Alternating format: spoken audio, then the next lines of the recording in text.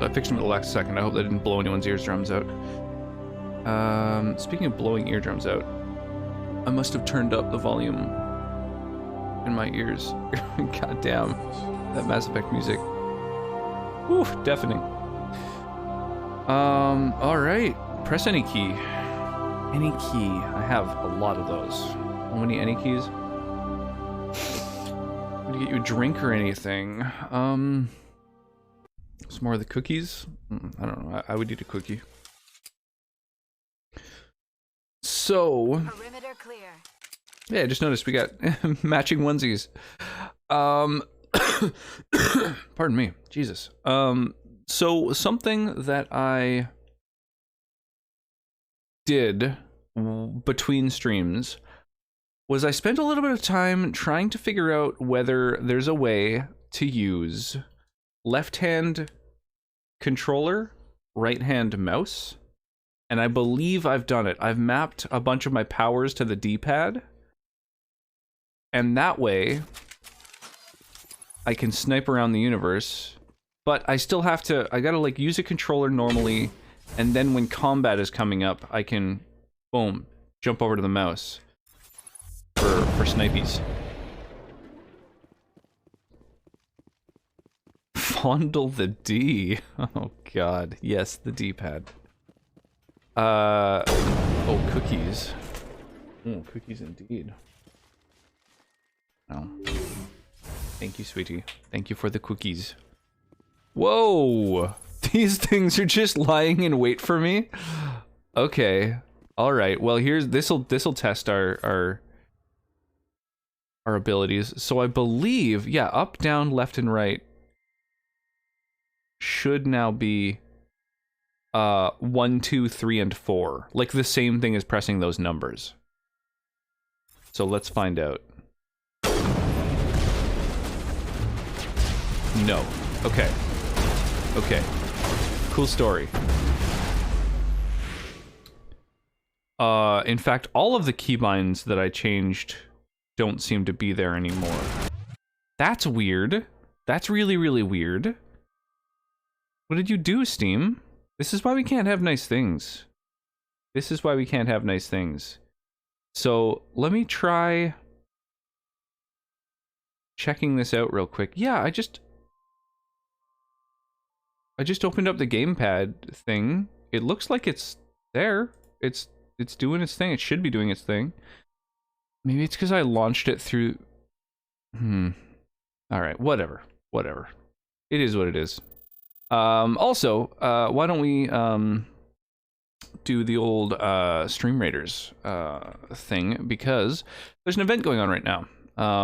And so, you know, all kinds of good-ass rewards to get, and, the event's kind of neat. I like the theme and everything. So I need to play some War Beasts and some Rogues to get some extra cash, so I'm gonna do that. Let's, for our first battle, I'm gonna drop a War Beast. But where? Where will I drop this War Beast? Let's drop our army right here, just sort of like dead center. And then, yeah. I think that this will be where the army lies.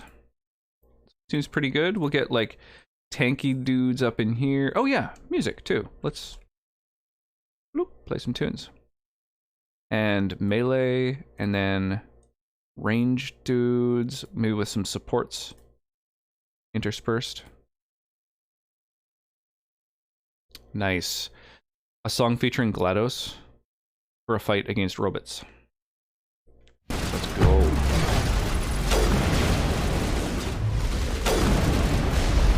Oh my god, the rocket drones?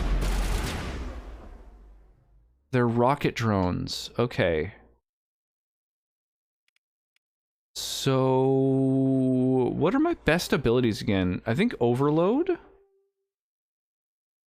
Yeah, Overload fucks up shields, and then Sabotage also does a lot of damage. So I think it's like Overload, then Sabotage. It sucks that you can't move these abilities around. They just are where they are, and that's that. Oh boy, I really walked right into that fucking rocket.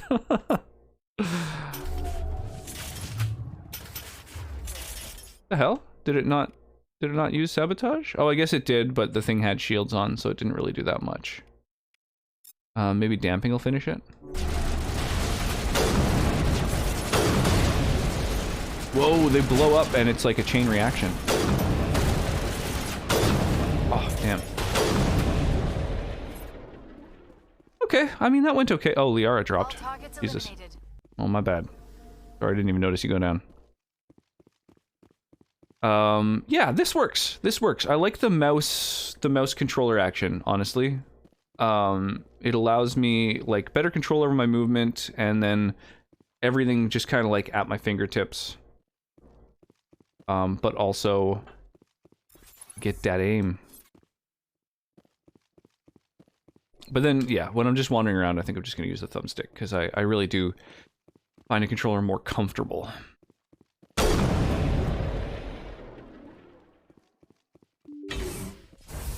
So yeah, the D-pad thing is a failed experiment. That's unfortunate. It doesn't seem to actually use the powers that I want it to. So there's been 3 of these little bunkers. This is the 3rd one, and every time that I start destroying these... What are they? These, like, power generators? No, VI conduits. Right, we're destroying a VI. Every time that I start destroying these conduits, they do different things. The first time they started leaking gas. Then they put up shields. Now it's... additional security drones. Oh, dear. I see. So the next room is just going to have a bunch of extra enemies. Did that one blow up already? Yeah. I see. So when they get destroyed, the little shield in front of them gets destroyed too. Cool. That makes sense. Oh yeah, it's also leaking gas in. I see that my health is like altering. Okay, let's take care of... Whoa, the rocket firing one first.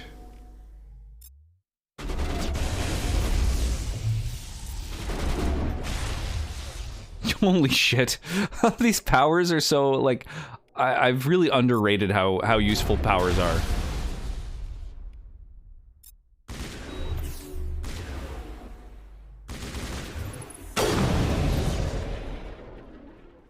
That's like, yeah, that's pretty potent. That's the last of them. Now the question is, when I destroy one of these, is it... Data port. Oh, just a codex thing. It's like, ooh, can I actually interact with this fucking VI? No. Because, I mean, I honestly don't want to destroy it, but I guess it's, you know, whatever. I've been told I need to, so... Well, the government, they know best. All clear. They know what sentient life needs to be dealt with, right?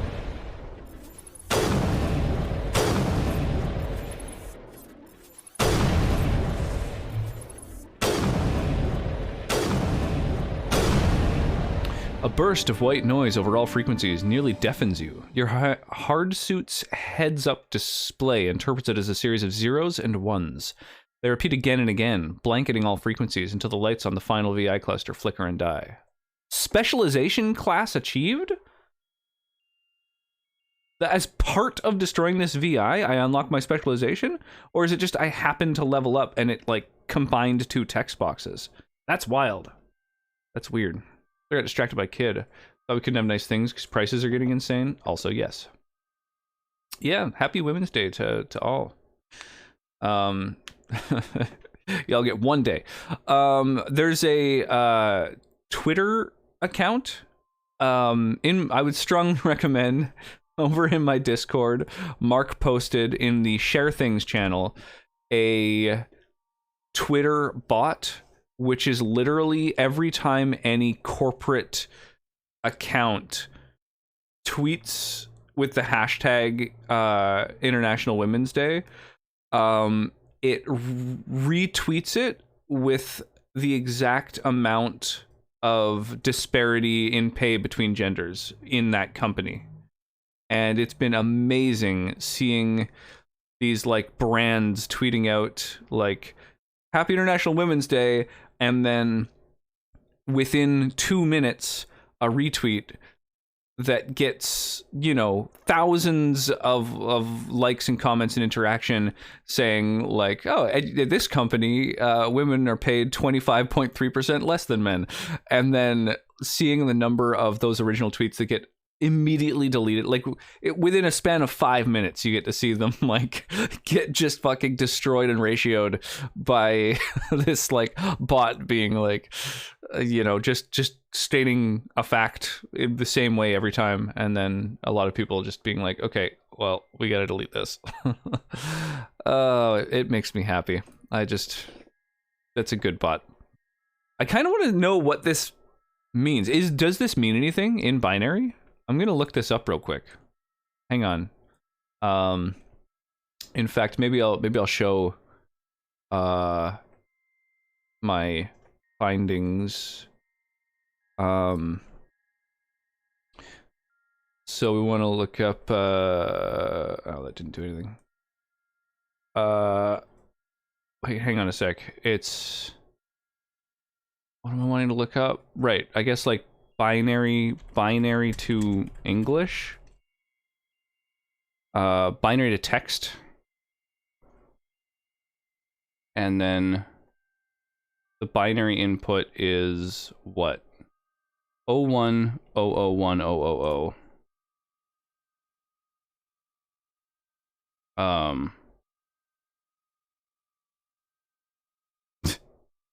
Hang on a sec.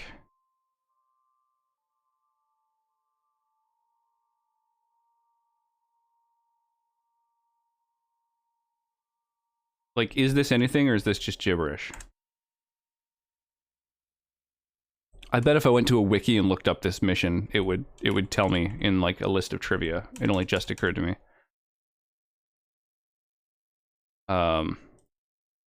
Help. Wow. Yep. Actual binary.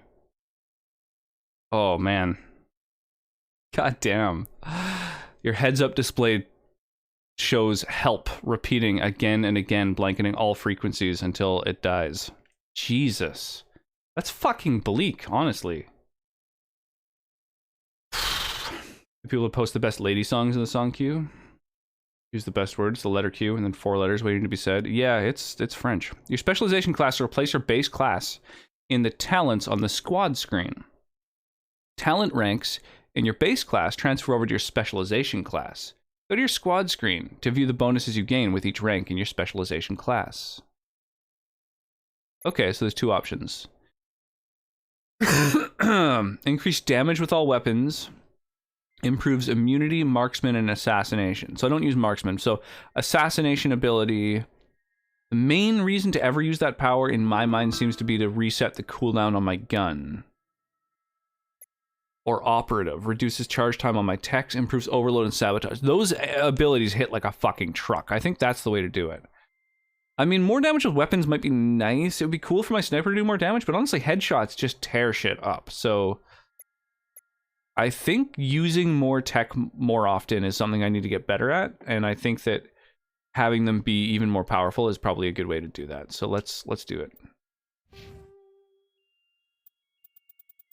So now it's Spectre training? No, operative. Here it is, yeah.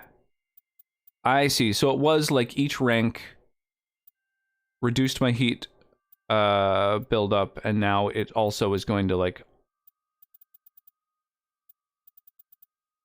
specialize overload? Increases overloads rated. Oh, so it specializes those abilities at certain ranks. Oh, that's fucking cool. This is neat. I don't remember this at all, the specialization thing. And it wasn't gained through gaining a level. It was gained through killing a fucking a sentient being. Sentient AI. That's bleak. Murica. I mean, Space Murica, I guess. I really do feel like there was, yeah, it must have been in one of the other Mass Effect games where you could, like, climb up onto boxes instead of just lean against them. Yeah, crouch doesn't do anything. Crouch doesn't do anything at all when you're leaning against something no matter what. Interesting.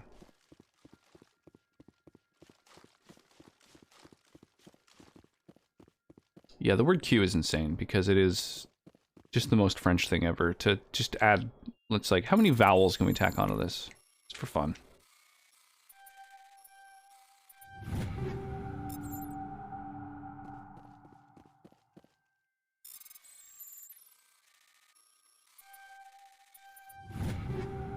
Sick. A bunch of weapons. You know what I am gonna do real quick is go back to the Steam controller setup here and change it so that the up, down, left, right is no longer numerical values. I think that it didn't work out as Nintended. So up is D-pad up, down is D-pad down, left is D-pad left, right is D-pad right, instead of being those numbers. Because the quick slots didn't seem to do anything. So it just made it so that now I can't use up, down, left, right to navigate menus, which I personally like to do. Alright, let's do it. I don't want a wine, but I don't want like 2 glasses, just one. It's all good. We'll drink some wine when we both feel like more wine. Maybe later in the week. Birthday would be a good time to fall off the wagon. Maybe Cal's birthday. Let's get embarrassingly drunk, like during her birthday. It'd be great.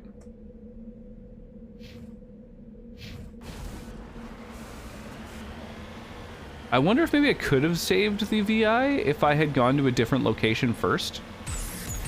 Like maybe one of these other locations on the moon is related to the quest, and I just assumed that it wasn't because the first place I found was a location to destroy it.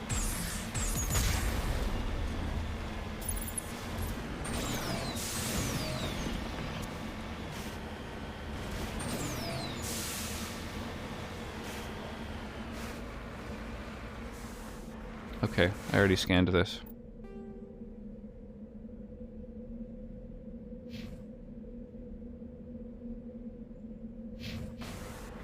I think I'm on a wagon. Well, we've kind of been on a wagon for a few weeks. Like, unintentionally, right? I mean, unless you've been drinking stuff that I was unaware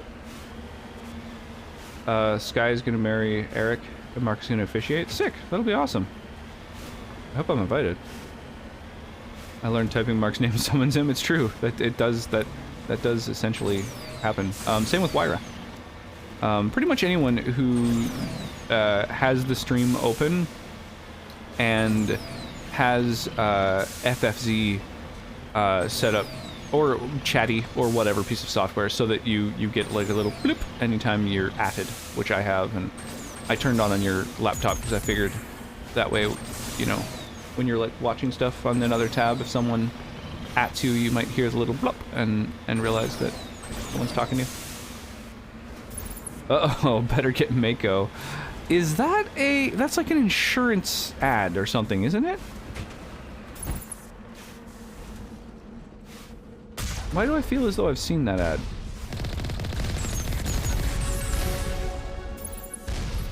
Oh, these things are beating the shit out of me.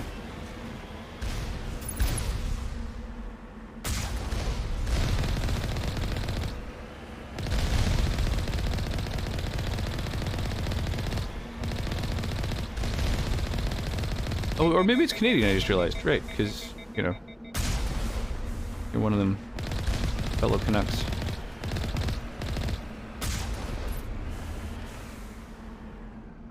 They're a company that does car painting repairs. Right, that's what it is. Yeah, like a detail place. Is there nothing here? It's just like, go here, destroy some fucking turrets, and that's that? What's the point of that? Alright, well, I don't know. There's another one to do, so let's do it. How's T-Pat doing? What's shaking?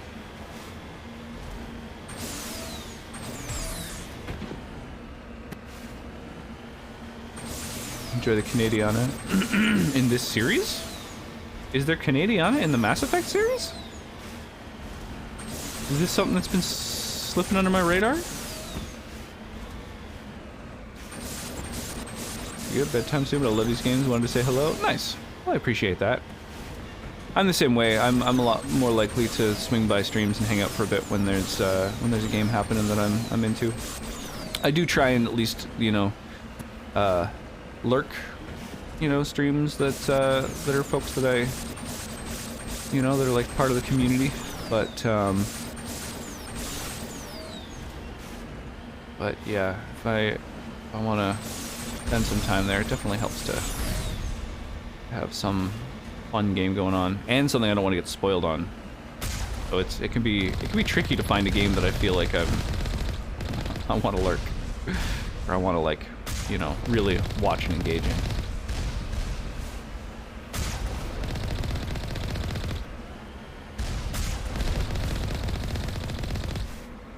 There we go. Oh, that was a big bump of XP. I see. So it's like a mission to go and destroy these things. I get it. Okay. That's everything on this planet, I think.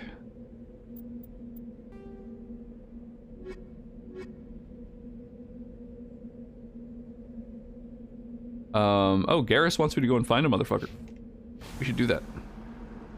Oh, I gained another level. Holy crap, that just keeps happening. I don't even notice. Canadianity. In the last level of this one, there's an announcement in English and French. Oh, really? Where's the intro? Part 3 happens in Vancouver? Really? That's nuts. God damn. Was that the dishwasher? Okay.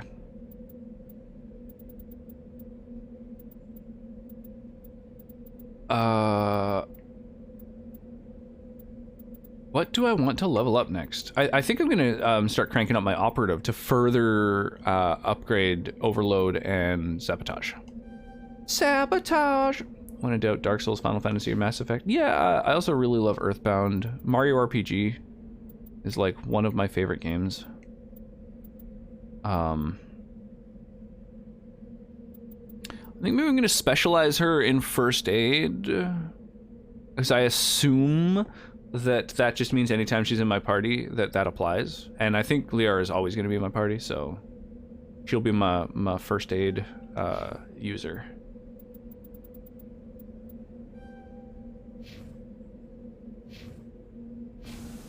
And then let's get off this planet. That's crazy. The intro of part 3 happens in Vancouver. I've never noticed that. That's nuts. Is BioWare a Canadian company? Which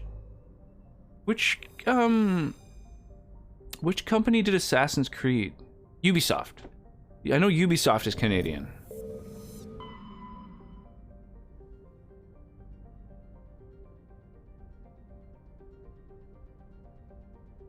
I think they were based in Alberta before EA took them over. Oh wow, that's fucking cool. A neat little bit of trivia. Artemis Tau. Have I been to the Exodus cluster already? Fuck, it's so hard to keep track of where I've been. I need like a system. Maybe I should do them alphabetically. I was kind of trying to go like bottom to top, but the one I just did was kind of below this point, and I don't know.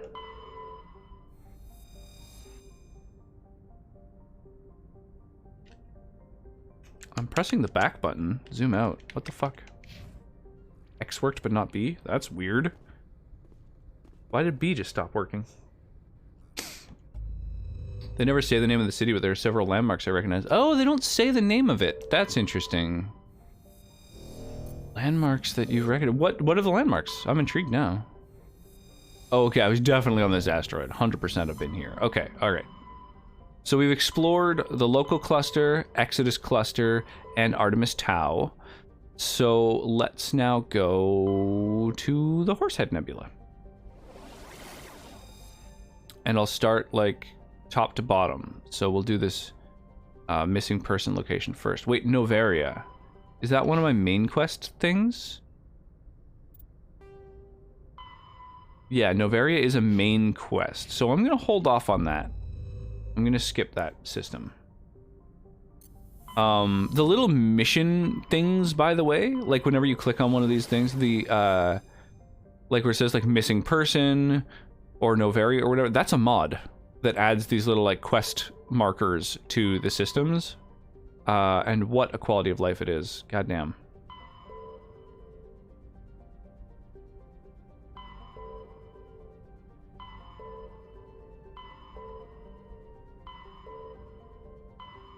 Okay, so there's the Horsehead Nebula has the Novaria place. What's the other main quest I have? Because I kind of want to avoid that until later. Pharos. Pharos Geth attack. Okay.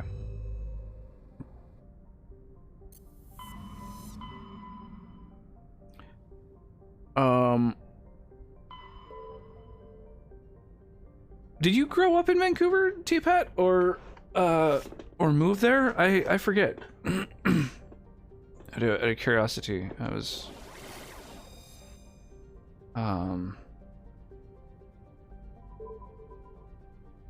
we'll go top to bottom. Farinata.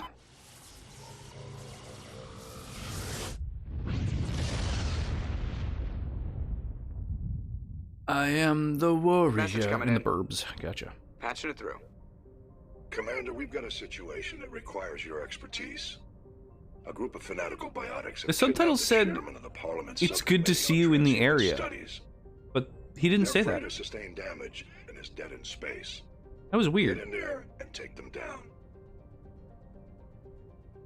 That was really odd. Resistance should I expect? The burbs Ovan, eh? Expect traps and combat drones. Nothing. I'm sad that the Stormcrow closed. Like both Stormcrow locations, it's like shut down now. The Stormcrow no longer exists. I'm really sad about that. I don't know the name of the building, but it's down by the harbor, and you can see the Reapers blowing it up in the intro. That's fucking cool. What are the biotics asking for? They're L2 biotics, and most of them are suffering major side effects from the implants. The subcommittee denied a request for reparations to all L2 biotics. Doxbury SS Apparently class they'd like of the chairman to 2001. reconsider. I don't know what that means. Doxbury SS. Secondary school. What's the priority on saving the chairman? Saving him would be my preference, but we must make it clear that these tactics don't work, Commander. Your top priority is to neutralize the biotics. Yeah, despite being like born and raised on the island, I spent very little time in Vancouver. I had a lot of friends that used to go over to Vancouver all the time in like high school and stuff, and I just didn't do it that often. I've only ever really gone over for like shows and joke from the stream. I say I grew up in a little town called Doxbury, like doxing. Oh, gotcha. Good God. Yeah, yeah, I've gone over for like a lot of shows and stuff. I've been to like the sort of strip a lot. Hey, Skellerade. Oh my God. Nope. Nope. The creepiest motherfucker. Nope. We didn't see nothing. I didn't see nothing, gamers. Gotta nope the hell out of there. Dude, it's so stressful having that dude chase you throughout the game. What's he called again? Mr. X or something? How's it going, Skelly? Welcome on in. Jeannie, how you doing tonight? Oh my God, 2 years. 2 years of support, dude. Thank you. Holy crap. Thank you so much for your prime, my friend. I really appreciate that. Dankeschön. Man, I'm sad that we haven't gotten D&D firing off for a little bit now. I'm hoping that we get to play like next week. Oh, you beat the main story of Arceus. God damn. Was it good? I heard that it's like pretty slow and like tedious initially, like lots and lots of story and dialogue that's kind of unnecessary. Does like the story kind of ramp up and get interesting? Oh my gosh. I got the hiccups. I got the hiccup burps. Free this Friday if we're available. Sick. Yeah, post that in the campaign chat. And yeah, I'm open to Friday for sure. Your free ride ran out. Oh no. How many months did you have? I feel like there was you got like one of the multi-subs, right? Lots and lots of story. I'd say the story was average. Okay. So it doesn't really necessarily get super interesting or cool. That's too bad. It looked cool. Like, mechanically, does it stay mechanically interesting throughout the course of the entire game, or does kind of the novelty wear off of being able to like move around during combat and stuff? In your opinion? Because that, it seemed to me like it's still pretty Pokemon, right? It's like turn-based, but you get to move around, and I guess throwing Pokeballs at things seems kind of cool. Like there's like an element of kind of like skill involved in it, as opposed to just like, you know, use item Pokeball and then it's out of your hands. Usually Mark gave me 12 months, but I swear that got bumped up at some point. That's so crazy. I caught the main boss with 1 Pokeball. No damage done, just 1 ball. What? So the boss is a Pokemon? It's more like instead of fighting the Elite Four, you like Mewtwo or whatever is like the main boss, and you can just like catch them? Or that kind of analogy. Okay, I gotta go to bed. Good luck saving the galaxy. Yeah, cheers, too bad. Yeah, have an awesome rest of your night, man. Sleep well, stay hydrated. Just 1 ball in it. The old Uniball. Kinda, sort of. Okay. Understood, Admiral. I'll see what I can do. I appreciate you taking the time. Yeah, I'm intrigued. It's interesting. Beating a Pokeball by just beating, or beating a like major boss by just throwing a Pokeball at it seems like fucking crazy. Bow, bow, bow. Let's see, what can I scan? Oh! I'm gonna scan you.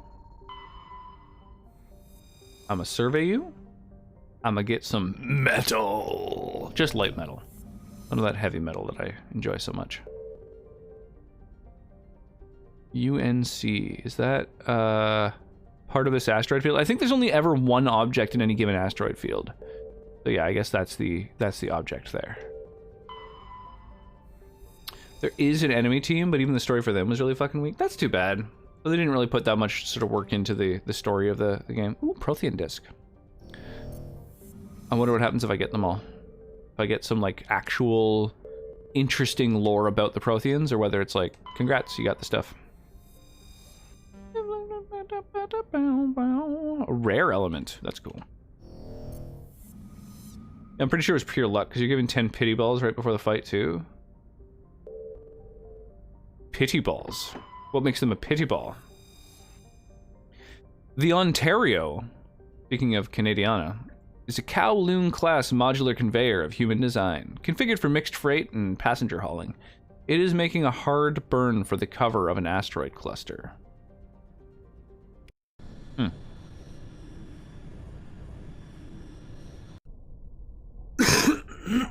Gosh, pardon me. What do you think? Do I go Liara Tali or Liara Rex? I think Rex is the way to go. I mean, Tali's a babe and she's got awesome lore.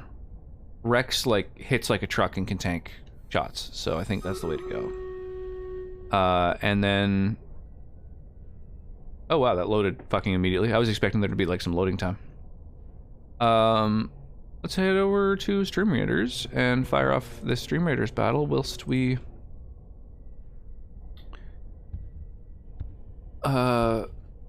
catch up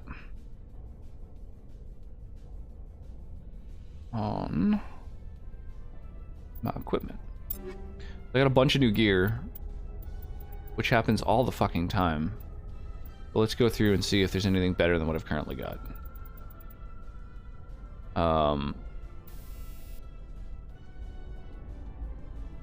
Do I have a better heatsink?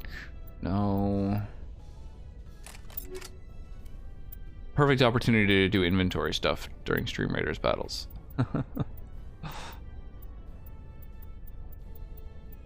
Oh yeah, I marked a shitload of stuff as junk and then I haven't, oh, we lost.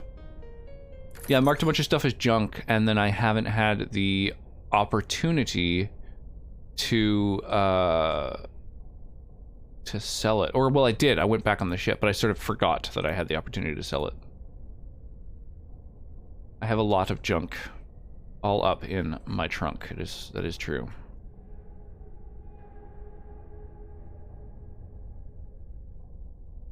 Nice. This is one of the covers that Mark introduced me to. which I really dig. Where is my mind?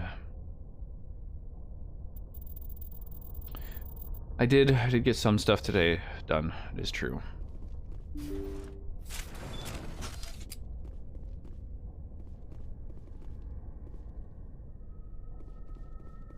Where is my mind?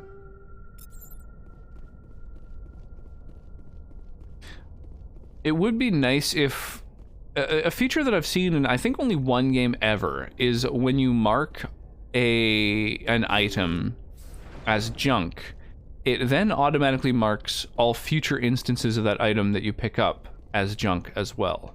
It would be nice if that were commonplace in games.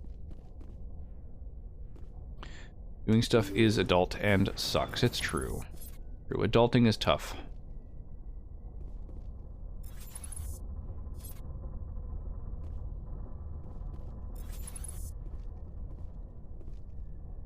I see you. Kill the hostage.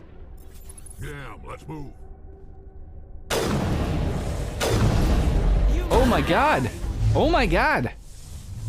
Y'all! I need an adult!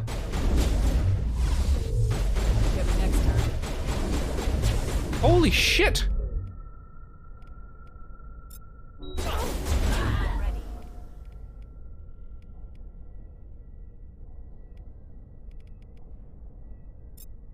Shields down.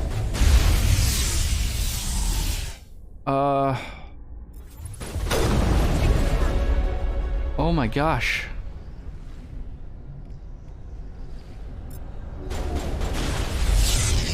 Oh my gosh, this is getting hairy. Is Liara down? Where it says blocked. I don't really know what that means. That's Liara, right? Yeah.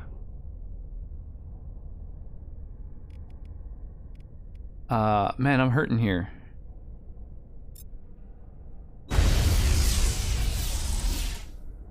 Whew.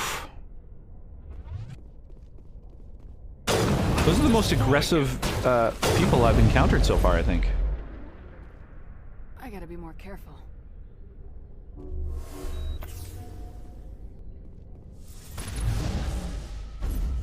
Oh my Get gosh. me next time.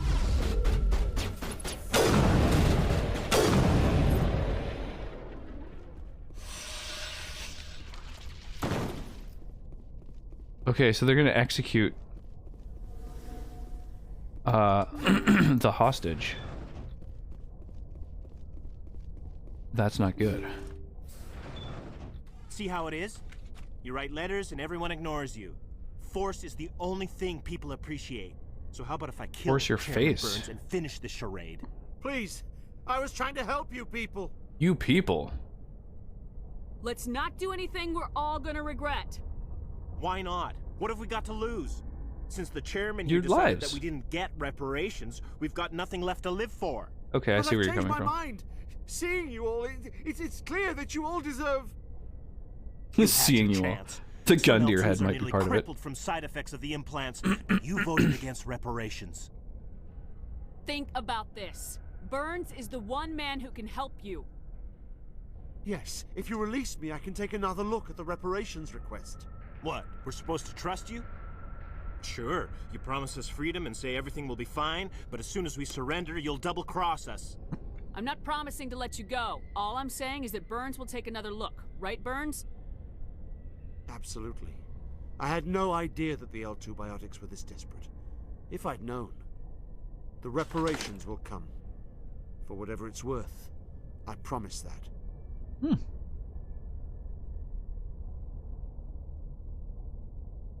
You're right. I don't want to die. Maybe something will happen this time. We surrender. Damn. Thank you, Commander. Shame I didn't have Caden along I with thought me for I was this. dead when they took me. I'll see to it that the reparations discussion is reopened. I didn't know they were so desperate. A 5th Fleet cruiser will be by shortly to pick you and the prisoners up. Well, cool. That was easy Thank you, peasy. Commander. I thought I was dead when they took me.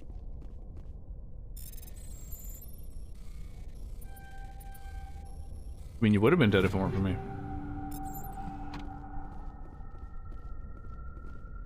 Oh! Aha! I see you. Little hidden crate there.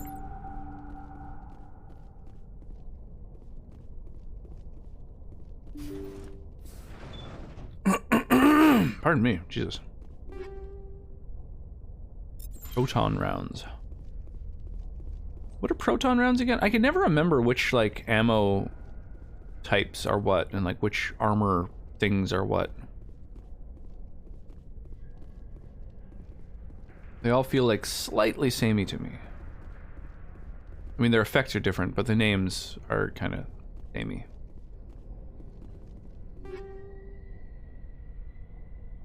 Light and heavy armor.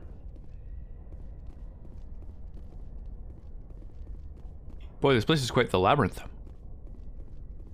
Oh.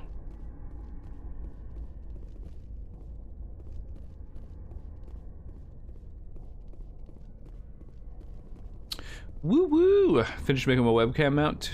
Oh, sick. Making your webcam mount. What did you do or use? What did that involve?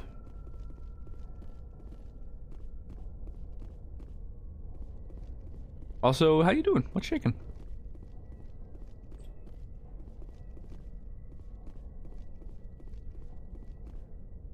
Have you done your actual, like, first initial kind of inaugural stream yet? Made it out of a doll head. That's awesome. Show you when I'm streaming sometime. Nice. That's fucking cool.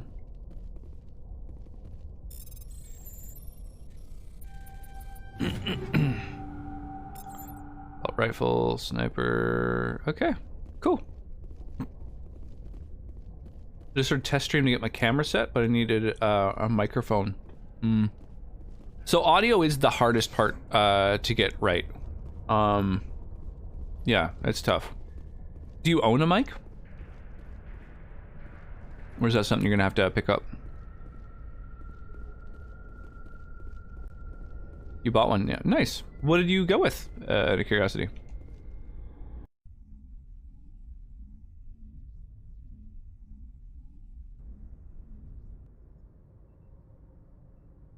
Come on.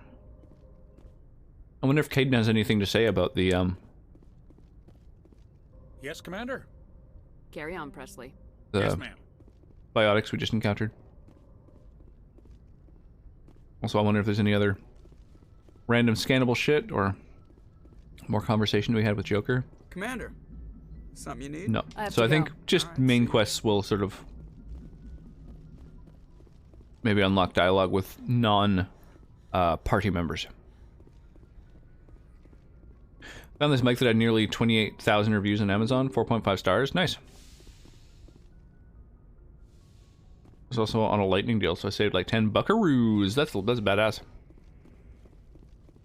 There's a there's this random channel that I came across looking at like shorts on Facebook, which is, you know, just probably the most ADD inducing thing to be watching, but you know, c'est la vie. Something that I've been flipping through lately. And it's just like interesting websites that you should know about. And one of them, you like copy paste the URL of an Amazon item, and it will like it'll automatically parse for you like legit reviews from non-legit to give you like a correct sort of unbiased review, or as close as I guess one can get, which I thought's kind of a cool concept. I get the feeling you want to ask me something, Commander. I just wanted to talk. Of course, Shepard. What did you want to talk about? I should go. Goodbye, Shepard. All right, good chat. Liara kind of too cute. I know, adorable as hell. Yeah,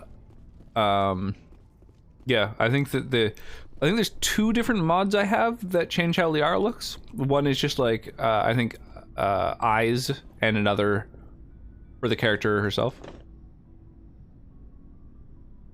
I'm gonna run my fingers through the tentacles. Yeah, she cute as hell. Just trying to get a sense of where the crew's at. Thoughts? I've wasted enough of your time for now, Commander. We'll have time for personal debriefings later. We'll talk another time, Lieutenant. Wait, maybe tactical evaluation will be. What's your opinion on the last mission? Dr. Tassoni. Okay, so he just talks about main missions. Hard to believe she's older than both of us put together. We'll talk another time, Commander? Lieutenant. All right, so I guess that's sort of it. I can't really advance much dialogue with NPCs until I do another main mission, I think.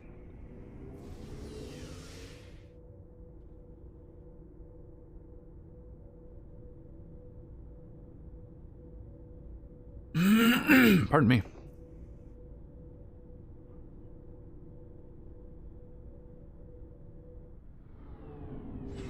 When I was looking for songs to play for like my sort of default stream playlist, Let's see what you got. You bet, Commander.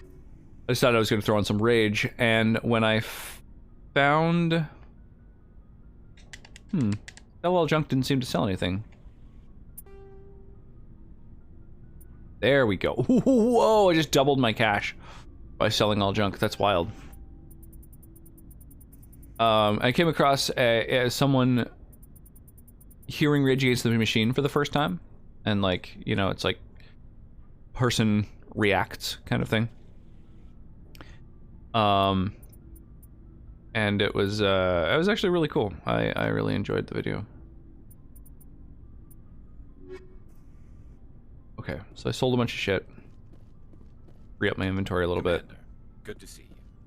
Oh wow, he doesn't even open up a dialogue tree.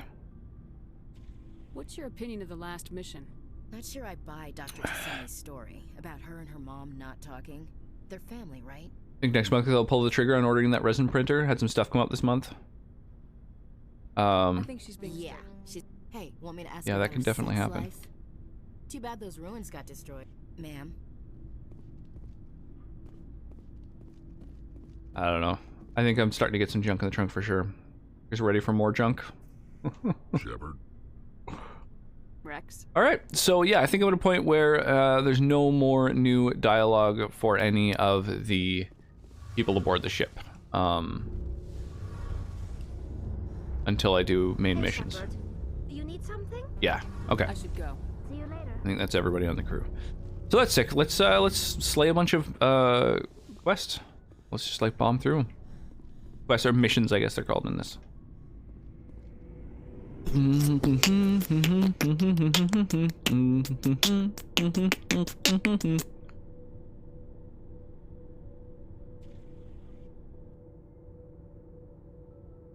Yeah, the video of a dude hearing Rage Against the Machine for the first time is cool just because he, I guess, happens to know, or maybe he did some research ahead of time or whatever, but he happens to know a lot about the sort of topics, like the album cover. Message coming in. And just like all of the more salient political points throughout the song. Commander. Chairman Burns was quite impressed by the way you resolved the situation peacefully. What I do? Your assistance above and beyond the formal duties has been noted, Commander. Fifth Fleet out. Nice. Man, being a diplomancer in any game is the best. I really, really like when games offer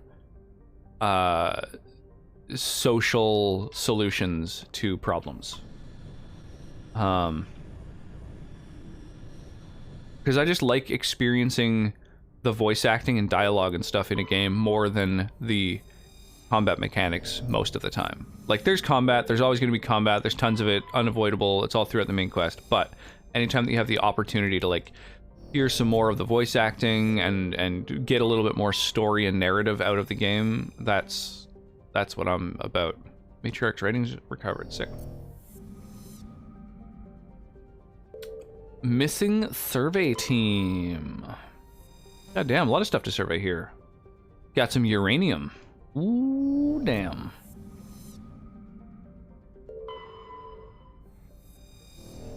Okay. Let's go check out this missing survey team.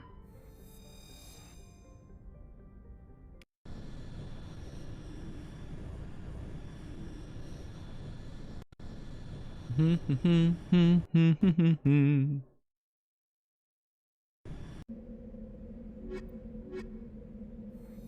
think this is the OP squad right here. Team Alien. I guess I have other aliens, but Garrus and Tally are both aliens too.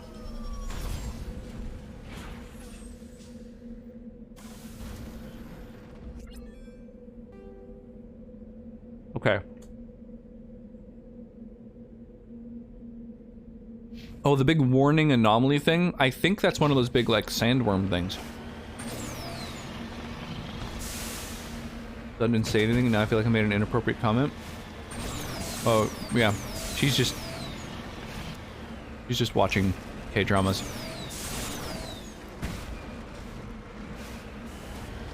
She stops in on chat, says a few things, starts conversations, and then fucks off to watch her K-dramas. That's her MO in this stream.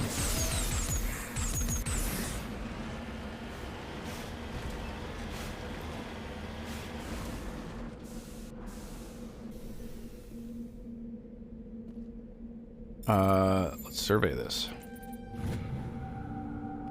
Plutonium. Cool.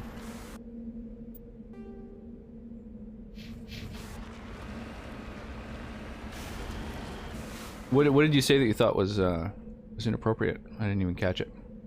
Oh, the junk in the trunk. Yeah, I don't think she read that message. She's very engrossed in her K-drama. Never been into soaps and never bothered with K-dramas? Yeah, I mean they're soaps. No doubt about it.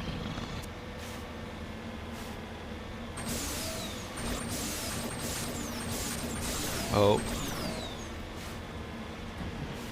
Triggered her defense of K-drama trap card.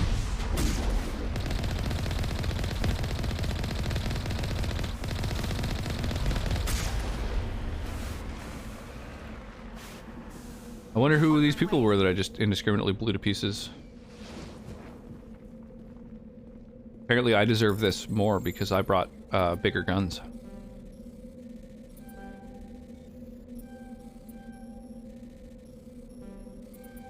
Fuck me.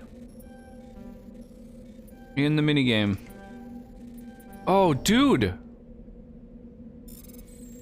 Oh, you get infinite attempts. Holy shit, that was tough!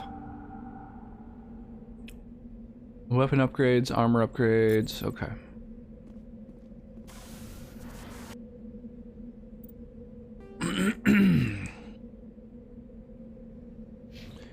K-dramas are all over the place. Overload is about a hotel for people who had died and had unfinished business. So they stayed at a hotel. Neat and supernatural. No major love story. One of my coworkers watches one about a Korean kid that was adopted by an Italian mafia boss.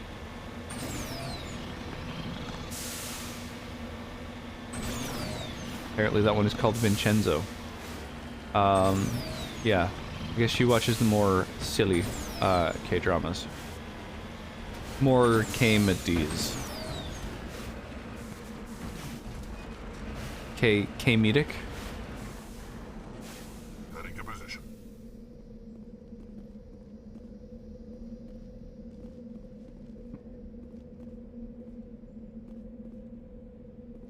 Best things, they just end.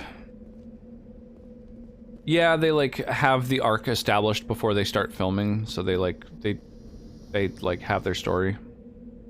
Disrupts the survey team's GPS satellites, causing them to crash nearby.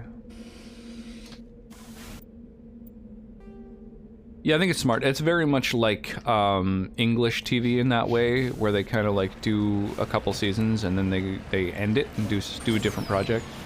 Or I guess in the case of K-dramas, one season. So they've got the arc figured out. The start and finish are written, which most shows don't have an end written in North American television.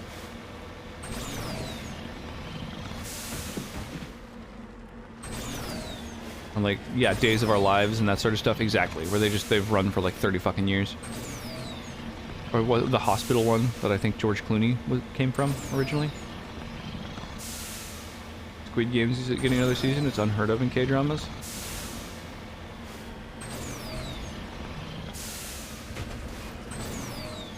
We only watched one episode of Squid Game. I think Sonnet wasn't super wild about it, so that's something that I might watch on my own at some point. Maybe we should do a watch party where we watch some Squid Game. This place looks abandoned. This place looks abandoned. What a suspicious thing to say.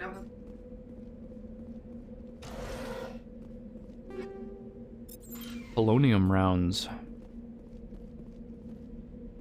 Have you seen any spoilers anywhere or anything as well, or are you just alright,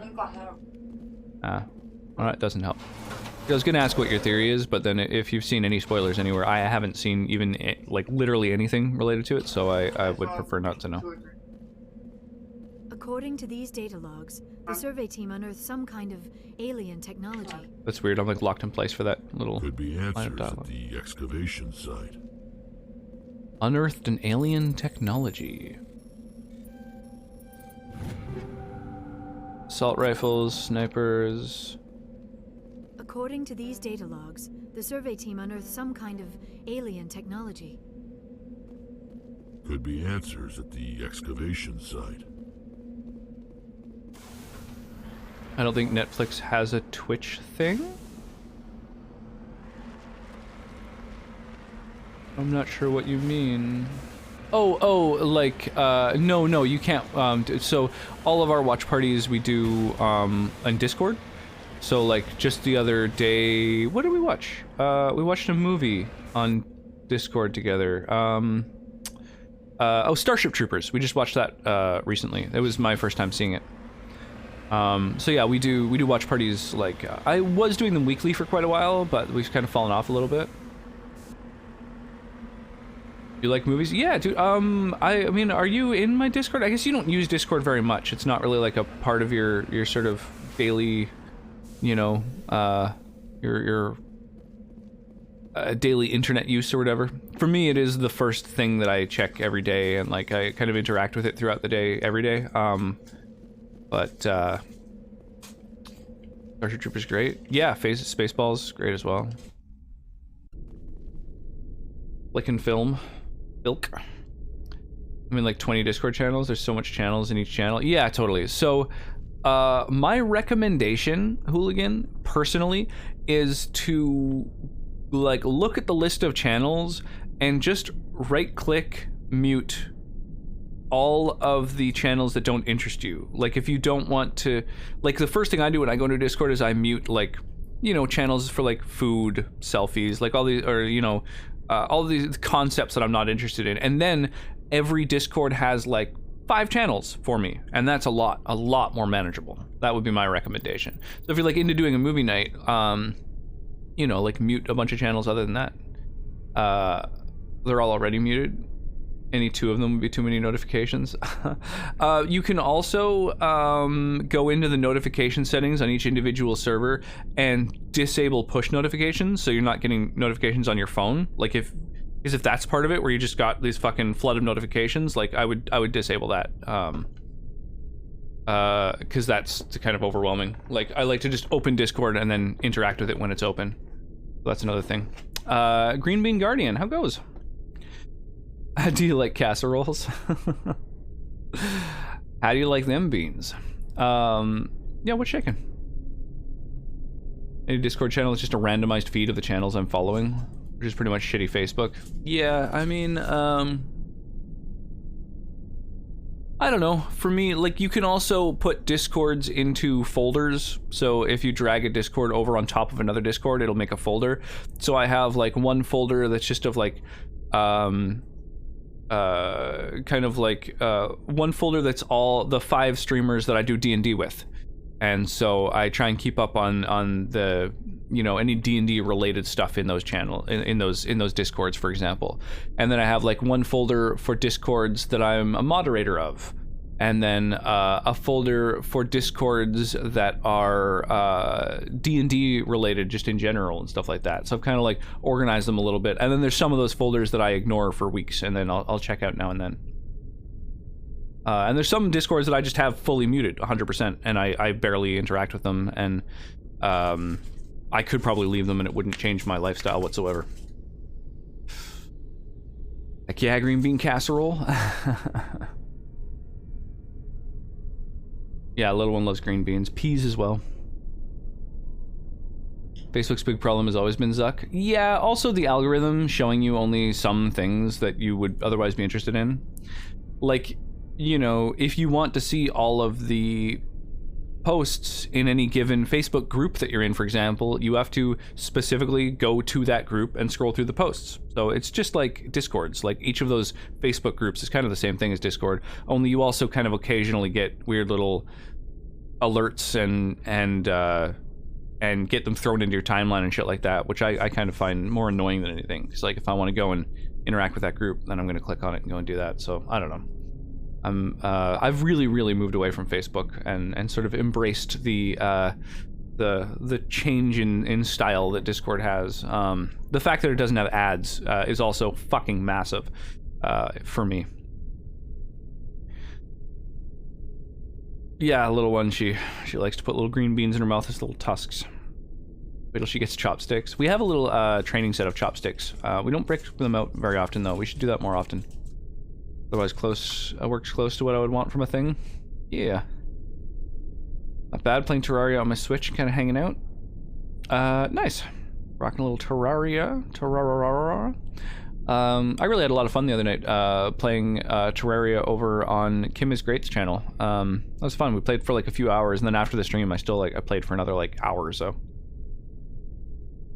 I can tell I'm getting more posts on my feed from the shitheads and C students I grew up with to produce drama and engagement.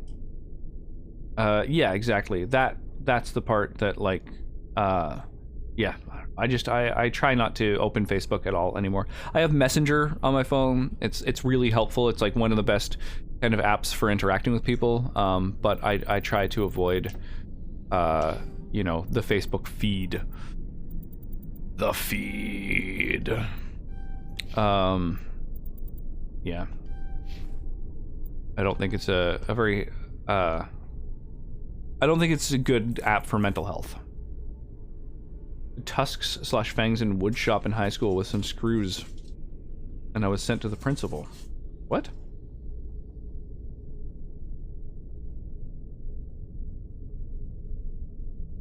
He lectured me about coming to his office for stupid stuff and told me screws for fangs were stupid. I don't know about you, but I wouldn't want to pass a screw. I don't understand. You made some fangs in wood shop. What, did you screw them into your mouth somehow or something? What? I don't. I'm confused. Oh, like if you swallowed one. I see what you're saying. Oh.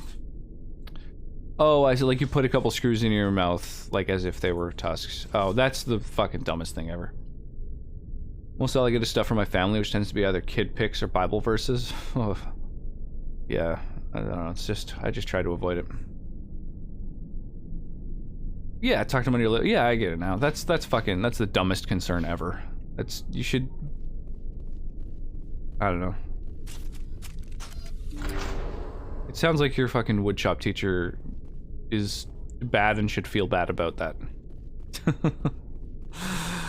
I don't know. It's silly. In high school too. Silly.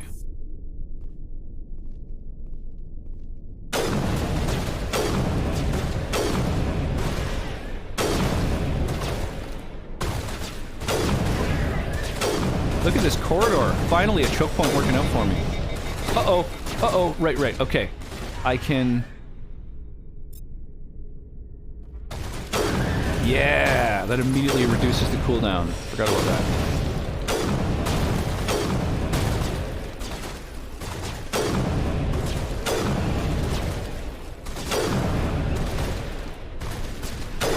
Their pathing is pretty wild.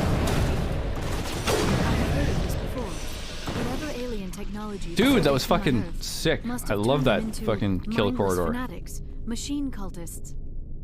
Whatever they found, it's long gone now. Whoa. That's neat. Oh, it's like a Reaper technology thing. It looks like the Reaper ship. That's fucking cool.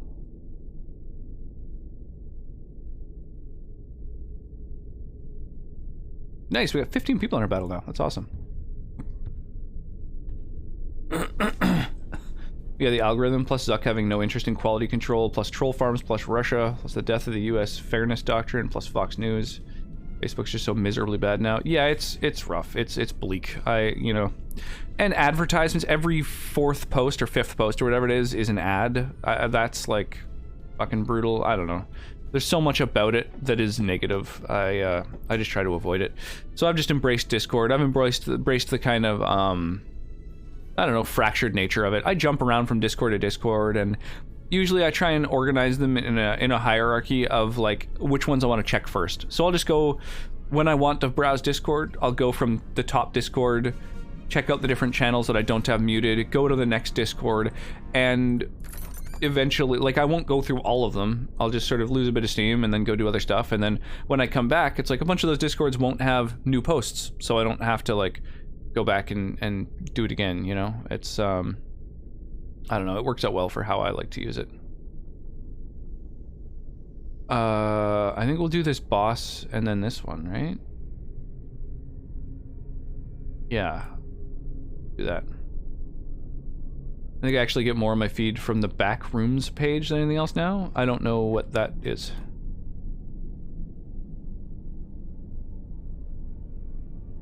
Beedle-dee-doo.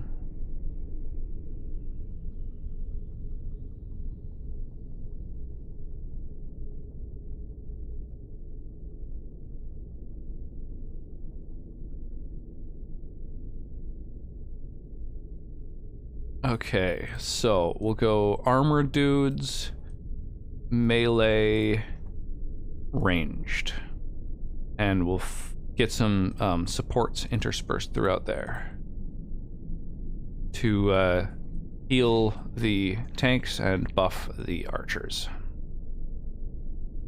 We had conversations about the back rooms. Oh, is that the sort of liminal spaces thing? I don't know. It's proper nouns slip out of my mind very easily for some reason.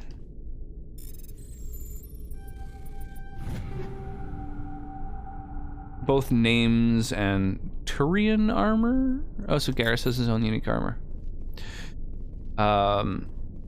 Yeah, like names of things, names of characters in games, names of actual people. Always had a lot of difficulty keeping them in mind. Love when they have guys in these dramas that are supposed to be so smart, but they don't see obvious things because too smart or something. Is it just that they're kind of supposed to be a little bit, like, on the spectrum? Because that kind of seems like generally very smart is also written as like, sort of unable to read social cues.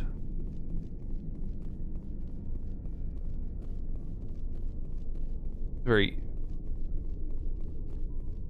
you know, easy way to say, like, this is the flaw of someone who is otherwise intelligent. Oh, Jesus!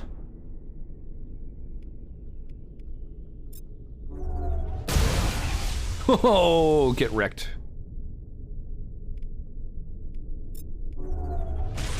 Sabotage!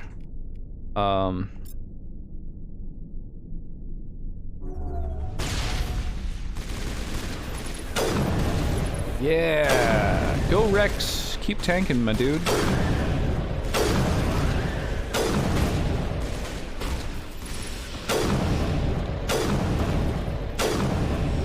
Jesus!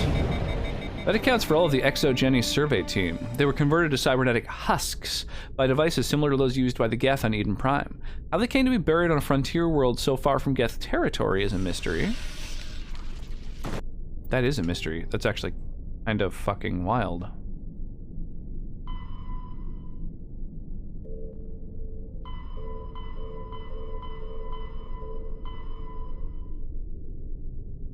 Oh, okay. Keep searching for minerals. Return to Citadel Tower. Oh, so there's a couple different quests that involve me going back to the fucking place. Cool.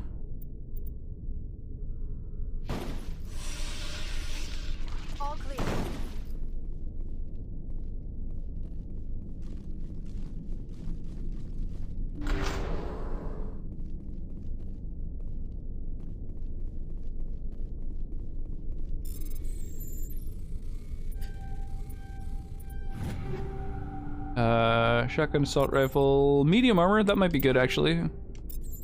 I do need medium armor for my main character. While I'm in here, do I have better cryo rounds? I think cryo are the thing to do, right? Damage versus synthetics doesn't really interest me. Less damage but bypasses shields, Toxic and extra damage. So the thing about cryo rounds is it occasionally freezes enemies, which is like really fucking potent. So I think that's going to be sort of the main thing that I continue using. I need as much of a heatsink as possible.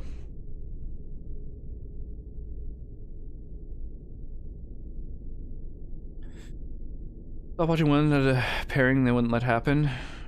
4 potential men for an older woman with a teen. The baby unmarried. Gangster was scary but defended her. Let her to follow her dreams, join the PTA. Best play dudes. Went for the rude artist.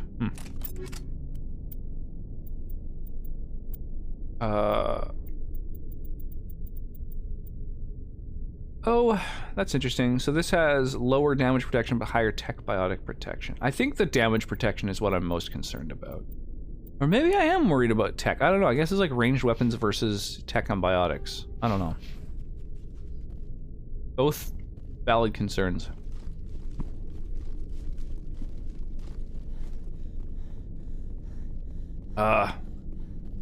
When you get fatigued, if you like let your sprint gauge fully deplete, it's kind of annoying because you can't sprint again until it like slowly but surely kind of unfills that gauge. Whereas if you sprint to just shy of when it's full, then you can like use sprint again when it's convenient, like when you're going somewhere straight and then, you know, like I don't need sprint now, but now it's handy. So you gotta kind of like, I don't know, micromanage the amount of sprint you have so you never hit 0 if you want to like make the most efficient use out of it and always be, you know, moving forward. Well, moving forward quickly. Kind of frustrating. It'd be nice to have infinite sprint outside of battle. Maybe, I think that was a mod too, and I saw infinite sprint and was like, oh, that seems like a cheating thing, but now I get it, like, oh, it's totally doesn't affect anything. Like, it just is more convenient.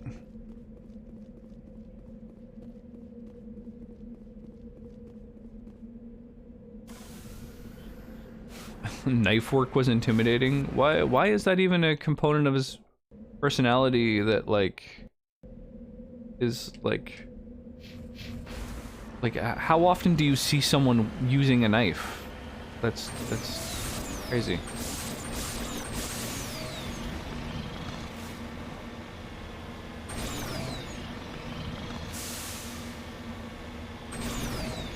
Were they trying to make it clear that he's a scary person?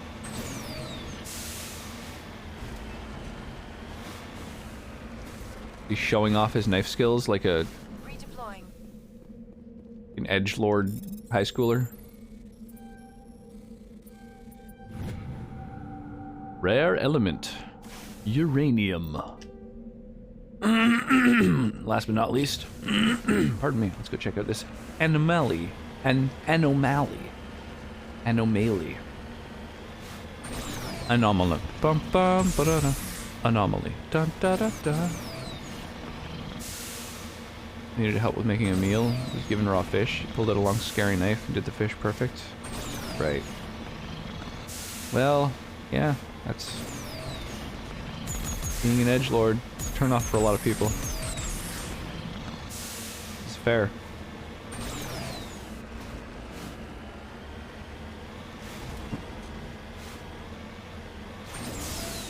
Ancient debris. On my way. What is this ancient debris?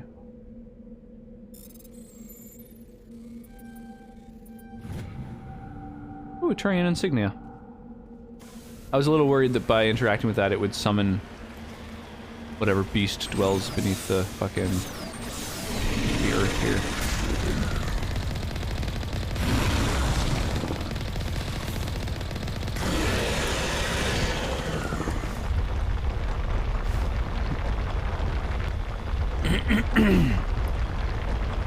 It's just the beast under your bed.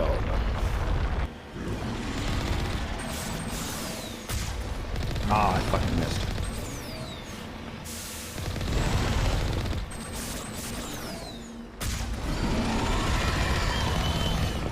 Oh, I'm missing a lot. Fucks. By the way, your mic sounds really good. Sorry, not talking much. That's all good. I appreciate that. Yeah, it is a Blue Yeti, which is, I think, kind of like the industry standard for streaming. Like a good point between, you know, kind of quality and cost.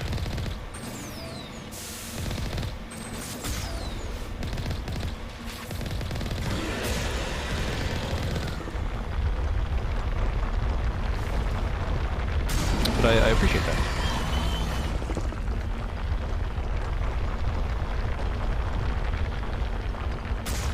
You also moving away from Facebook. Pretty much agree with things you're saying. You'd use FB Messenger, put too many people on there, bring Facebook drama with them. Yeah, I just use Messenger because it's one of the better group chat things, I think. I mean, Discord is better for group chat because you can freely send like files and stuff that's like Facebook's limit on file size is much lower. But other than that, like, you know, a group chat software that allows you to send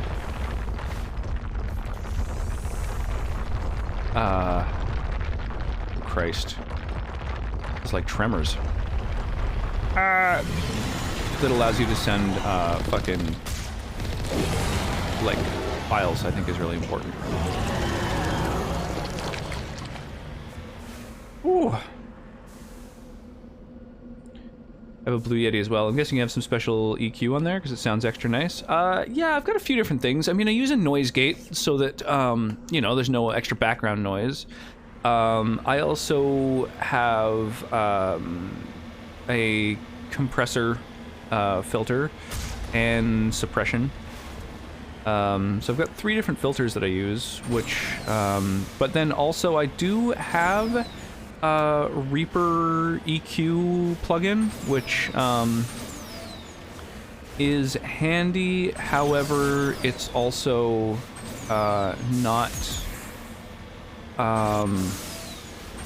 it's not actually something I don't think I have it like enabled right now. It is something that I have, but I don't think I'm using it. I mostly just use it for doing like audio filters. You know, to sound like this, for example, like one of my channel point redeems has this deep pitch. But yeah, I've got noise gate, noise suppression, and compressor. Those are the 3 things that I'm using. And other than that, yeah, it's just the Yeti. And the distance from your face is also pretty relevant too. Some people, I think, put their mic a little bit too close or too far. Mostly too far. It's hard to be too close to a mic. I mean, you know, it's pretty evident when that happens because you're kind of blocking yourself off. But yeah, if you're looking for like a decent equalizer that's that has like free plugins that are quite good that you can integrate into OBS and like manage the equalizer from within OBS, which is I think quite handy. I would recommend Reaper FQ, I believe it's called. Reaper EQ, maybe it is. Maybe it's just Reaper Equalizer. I have a little audio guide that I actually made in my Discord. All right, Hades Gamma is clear. Thanks, Genie. Appreciate it. Speaking of the bloody filters that I have. This one doesn't have an audio filter, but it just shows off my lovely face. Here's Marvel GEQ. It's a free plugin just for EQ. Oh, okay. So Reaper was the one that I ended up going with because I just sort of read good things about it, but I haven't heard of Marvel, which might be newer. I set up all my audio a couple of years ago. tried to get the Logitech software to work, but it messed things up. That sucks. Yeah, I used Voice Meter for quite a while, and that really fucked things up as well. I found that it was more hassle than it was worth. It would also occasionally just randomly crash on me, and when it crashed, because all of my audio was filtered through it, it would just mute me, so my stream would just be muted for a chunk of time now and then, which was something that wasn't that bad for me, just because I stream looking at OBS. Like, the screen I'm currently looking at right now is OBS, so I can see me, I can see my game, I can see my chat log. I actually have the actual raw Twitch chat log on the other side of me, like in OBS itself. So I can see on this same screen as my game, my audio mixer. So if suddenly it cuts out, it will catch my eye. I can also see my connection strength, you know, just all the sort of things that are relevant. So if my audio drops or if I'm not being heard correctly, I can tell very easily. Personally, I think using OBS as your main screen when streaming, like using gaming off of your game capture on OBS is fucking like great. I wouldn't. I'd be lost if I were trying to do it a different way at this point. The Worthington is a Kowloon-class modular conveyor of human design, configured for mixed freight and passenger hauling. The ship appears to be in a shut-down state. The main thrusters are cold, and it is adrift off the orbit of Antiropris? I don't know how you fucking... where the emphasis falls on that one. Yeah, give Reaper a try. The plugin, you know what, because I have it in my Discord, why don't I just quickly head over. I've got a channel, stream chat, help, tips, and I've got a little guide I made for setting up audio, and so the link is in here. The company is called Voxengo. They have a few free plugins. That's sick. Yeah, I mean, good companies that make good free plugins are great. I'm a huge fan. Not enough companies give away like a good free version of their stuff. To be disabled. Only basic life support appears to be functioning. Like, the people who contribute to the OBS project are fucking saints. They should all be knighted.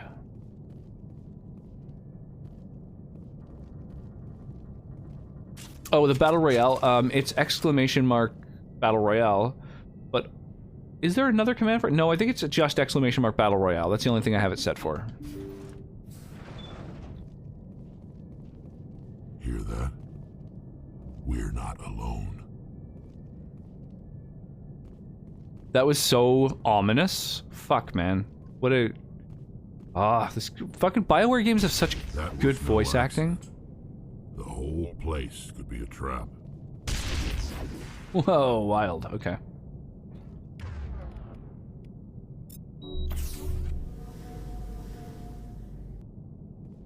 I should want to keep trying commands. That's all good.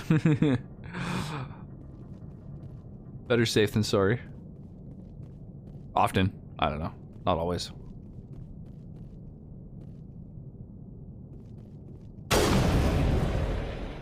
Right. Yeah, if they're gonna detonate these things as I walk around, I'll detonate them first. This place, the crates and everything, I think have the exact same layout. No, they're a slightly different. It's a slightly different configuration, but a bunch of it is identical to that other ship that I was in. Need a girl like you. Man, what a fun song to have stuck in your head. Couldn't get away. Bow, bow, bow, bow, bow. Whoop. Bow, bow, bow, bow, bow. Alright, I figured I'd see if there was any, like, items to be picked up, but looks pretty, pretty bereft of interesting stuff. Oh, there we go. Hey, you did it, man. Won the, Battle Royale. Congrats on your random luck. I think that the Battle Royale is the only way I have for someone to, like, randomly receive my like stream currency. I think that's it.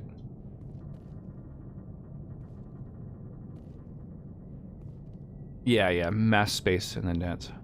I love 80s music. Yeah, absolutely. The 80s were like a fun time for music.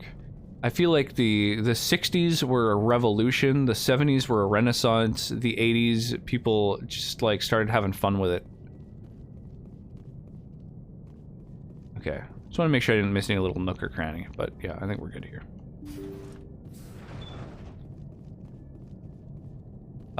So this must be the cockpit. So what's in the side rooms? What's in the box?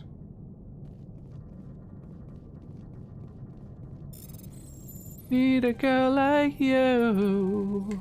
Whoops, fuck me.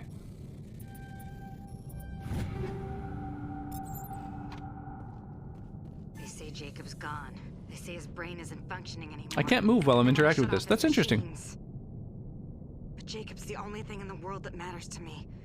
I don't know how to help him. Cockpit. It's tearing me up inside. I just feel so helpless. And they gotta be watching. Yeah, totally. But I mean, like, it's the only way to, like, create new channel points out of nowhere, really, at random. Like, there's a little mini game where, like, a meteor, you know, flies around and you can jump at the right time to get it. That, you know, involves, like, a little bit of skill. You can duel with people. That's random, but it only exchanges channel points.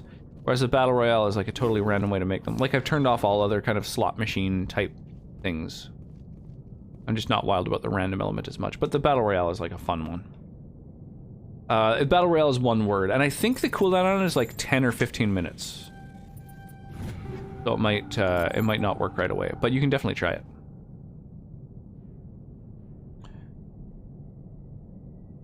There's a lot of 80s music that was the poster for the 80s and made the 80s look pretty corny and consumerist, but those posters faded over time.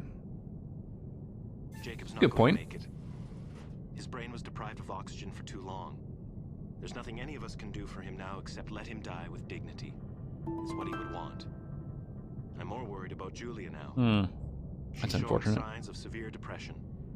I gave her some meds that should help, but I better warn the captain. Need a girl like you. Hey, Freedan coming in here with a raid. For some reason that doesn't work. Welcome in. How you doing tonight? But hey, I mean, Is that if you want Outlast? to get a new follower or donation. Yep, that's Outlast. I recognize the vent. How's it going tonight? Twitch database. that Box you are, like, raid. already a follower. Pardon me. Gosh. Man, I feel like it's... I got better like a week ago, and I'm still just kind of like... full of phlegm. I apologize for that.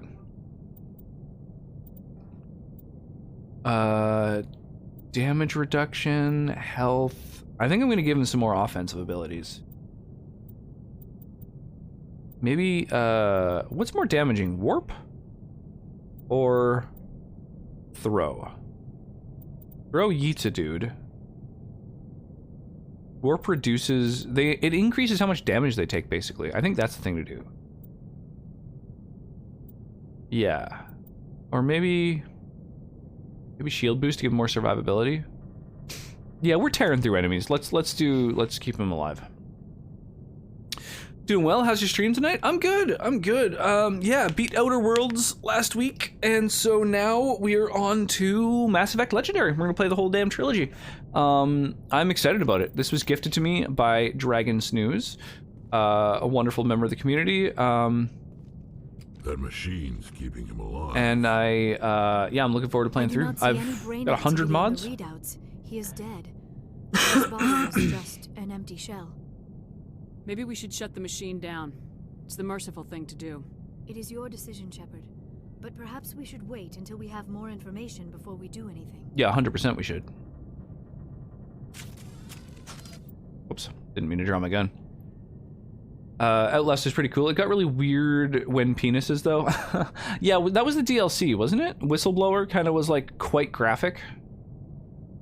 Yeah, COVID's a hell of a thing. Yeah, the pollen, COVID, absolutely. Nice 1-2 combo.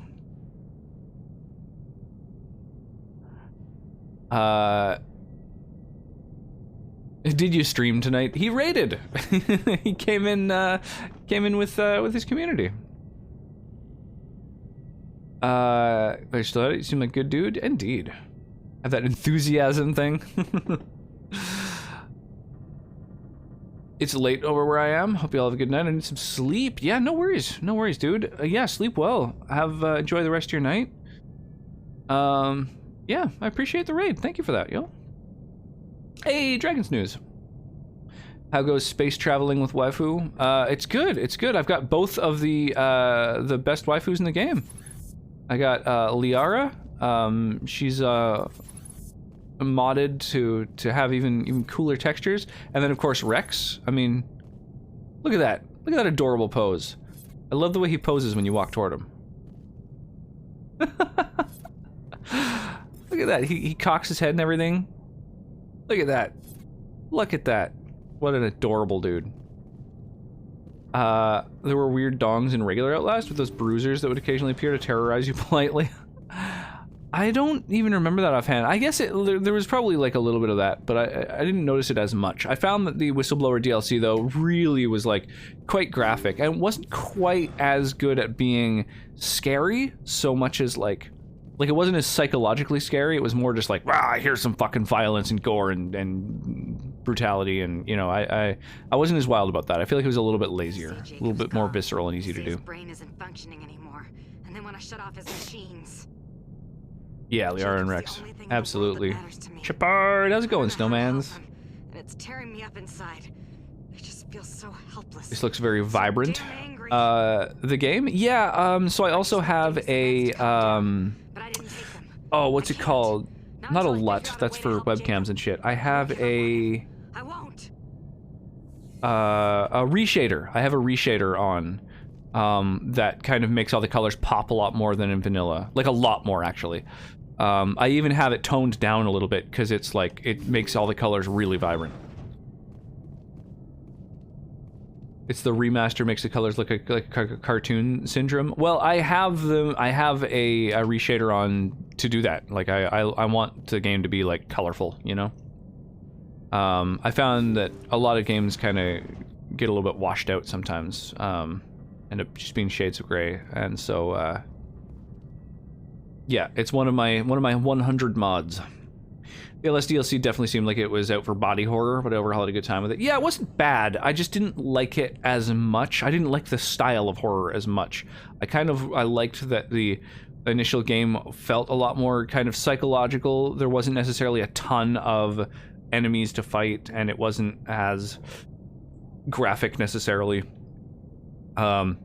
And then in the next one, it's just like, you know, just bodies everywhere, torn apart and stuff. I was just like, wow, this is pretty over the top.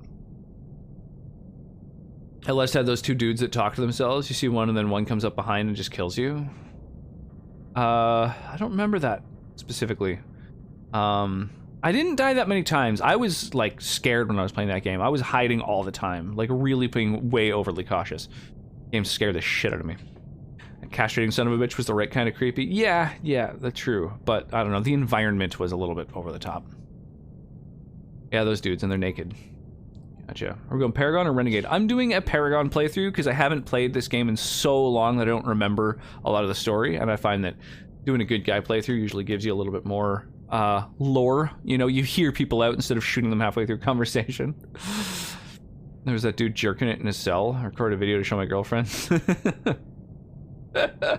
Yeah, I can see that being a little skeevy. Realistic, honestly, you know. Gonna happen. You're all locked up, you know. Insane asylum especially. I feel like you wouldn't care much about the privacy. Yeah, it's a mod. How's it going, Sundown? What's shaking? Also, Sundown, was it you who was mentioning that this game was on PC first? Because I actually looked it up, and it was a console game. It was a console exclusive that a third-party publisher released on PC like 6 months later.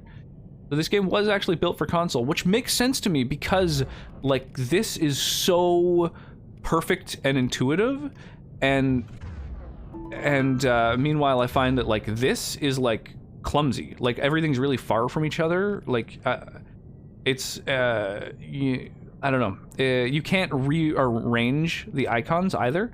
Like you can't move these, which feels like it should be a thing. And I think that comes from the fact that you couldn't customize the wheel. So like when they ported it, they just were a little bit lazy about it. I admitted I was wrong. That's all good. That's all good. I just didn't know if you knew, because I didn't know. I ended up looking up Mass Effect because I was wanting to see who some of the voice actors were, and then I saw that it was released on Xbox. I was like, oh, crazy. I didn't know this was an Xbox exclusive either. I think that I played this game way back when I only had an Xbox. I hadn't even bought a PlayStation yet, so that was like a long fucking time ago. It would have been around the time that it launched, honestly. And so I didn't know that it was an exclusive at first. It's kind of funky. Hey, Wyra. Paragon points. Wait. Chat scrolled too far. Paragon points, good for saving alien babies. Yeah, exactly. I like the good guy lore, you know? I played Renegade for your first playthrough of the trilogy. Really? How did you like it? Did you feel like maybe it was lacking a little something because it was like, you know, because your answers were a little bit more kind of like, I don't know, violent or dismissive? Or do you feel like it was kind of like it was still just like a great fucking game regardless? Because I always play a game as a good guy first. Always. Every game I ever play. I don't know why. I don't know. That's just how I always like to experience them first. He was really nuts to be facing the bars, but yeah, thankfully he wasn't. Ate a whole chocolate, all of it? Like a chocolate bar? Or... Oh yeah, that's a lot of chocolate to eat at once. Mass Effect was initially exclusive. Gears of War still is. Yeah, the Gears of War franchise, I believe, is still, yeah. BioWare games seem to all have been Xbox timed exclusives first. That makes sense. I was surprised to see that a third party, like a different publisher, made the PC port, which makes sense because, like, when I was trying to play it on PC, I was like, wow, this is, like, not very well done, honestly. It's not super intuitive, so that makes sense. Because as you said, if BioWare does do a lot of, you know, games on PC, then that would make sense that, you know, it's like, why wasn't this one a very good port? KOTOR, Jade Empire, Mass Effect. Yeah, KOTOR, that's right. KOTOR was an Xbox exclusive for a long time, wasn't it? I forgot about that. That's totally a thing. All right, let's place our units down here. Wow, wow, wow, wow, bow, bow, bow, bow, bow, bow, bow, bow, bow. Do-do-do. There we go. There we go. Muesli and caramelized hazelnuts in dark. Yeah, every good chocolate is soy-free. I prefer Renegade and Mass Effect by far because you aren't actually evil, just effective. I just woke up, Saturn was laying on the keyboard making a laptop loud. Yeah, it is. You're a lot more limited when looking for soy-free chocolates. Not a fan of dark chocolate, the rest sounds super good. Usually, like, so Sonic can't eat soy. Like, she can, but, you know, it triggers an allergic reaction, which is an irritant. And so the dark chocolate is some of the only chocolate you can find that doesn't have soy. So that's a thing. I feel like dark chocolate is a little bit more of an acquired taste, but mostly just because it's less sugar, and I don't know. That's, so you're just tasting the actual chocolate. But in rare cases with the choice to outright evil and I don't do it, usually related to killing NPCs. Yeah, so when I do, I distinctly remember doing a Renegade playthrough of one of the Mass Effect games, and having main characters die, because I was just like, you know, tapping the things without thinking, and I realized basically you have to play through Renegade options for everything except when interacting with your teammates. Then you do all Paragon, so that you can, like, get along with them. I feel like that's kind of the secret to a Renegade playthrough. Yeah, you do miss out on some lore, I can see that, but there's something cathartic about blasting someone or pushing people out of the window before they give me info. It didn't make sense for my Shepherd to be nice, if you ever remember what he looked like. Looks like the biggest ass hat for sure. The Shepherd, the Renegade Shepherd, the fact that they start to get weird, like, red shit happening that felt like it was directly inspired by KOTOR. I do kind of like that. I like that like aesthetic. And because I decided I was going to do a Paragon playthrough, I didn't install the mods, but there are mods for making the Renegade Shepherd look a lot cooler, and also options for making it a little bit more kind of realistic, like less over the top, but also, yeah, I don't know. There's some cool options for that. I think there's one that almost gives you sort of like Snake in Metal Gear Solid 5, how he's got like chunks of metal that kind of look like little devil horns or whatever. I think that one of the mods kind of does that, where it almost looks like little like demon horns grow out of you, but it's like you know, it's more like lore friendly or whatever by being like little chunks of shrapnel and shit.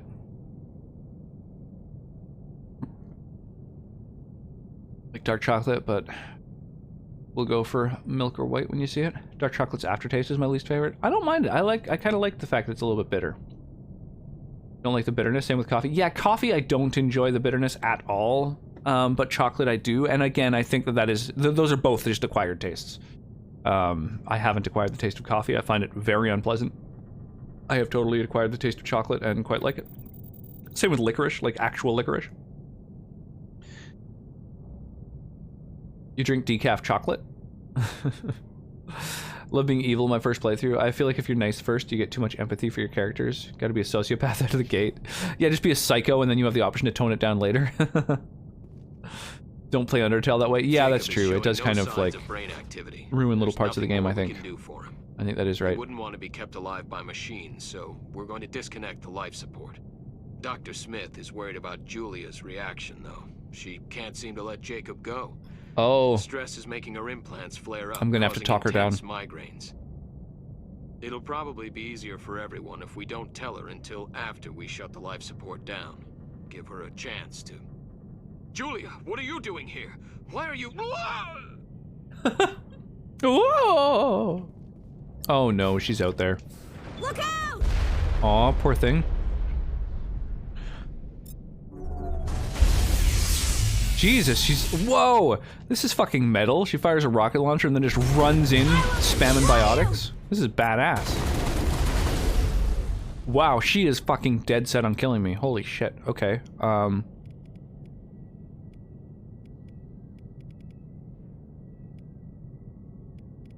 Guys, why aren't you using, like, all of your powers?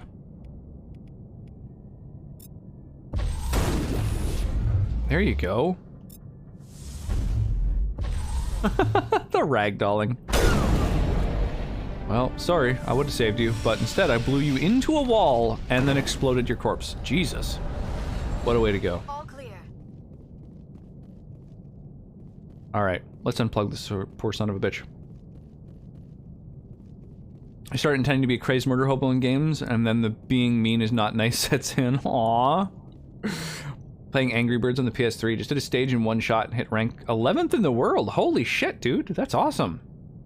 Angry Birds on the PS3. So that game must have a leaderboard thousands of people big. Something nice about letting your bad side out. Joined at the Krogan School of Combat? Yeah, exactly. Just... you open the door. That was intense. I actually woke up to that TikTok you showed me being played repeatedly. Well, you didn't close it? What? Luckily I don't have that little issue called morality. Oh, that you might want to get that checked out. Hang on, is it a renegade thing to pull the plug? I doubt it, right? Because she said it would be the merciful thing to do. That was the compassionate thing to do, Shepard. Yeah. Is this compassionate? Alright, so... I think that's everything to do here. Now we know why the ship wasn't, like, responding. But there's no one alive on the ship. I guess it's just a derelict now? Or, yeah, I don't know. It's someone else's problem. I'm gonna call someone in.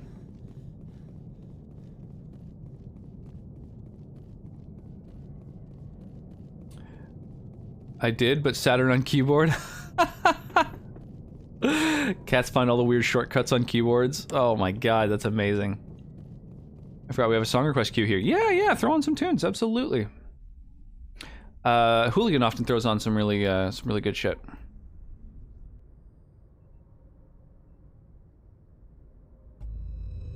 What is this TikTok? I know, I convinced Wyra to watch her first ever TikTok, and now her cat's obsessed. I was like, where in the world is this Metroid Prime music coming from? Yeah, I found the music in this Pinnacle Station and Hydra. Are one of those main quest stuff? Novaria and Pharos, okay. Threatened. It's because everyone else was enjoying it and you felt left out.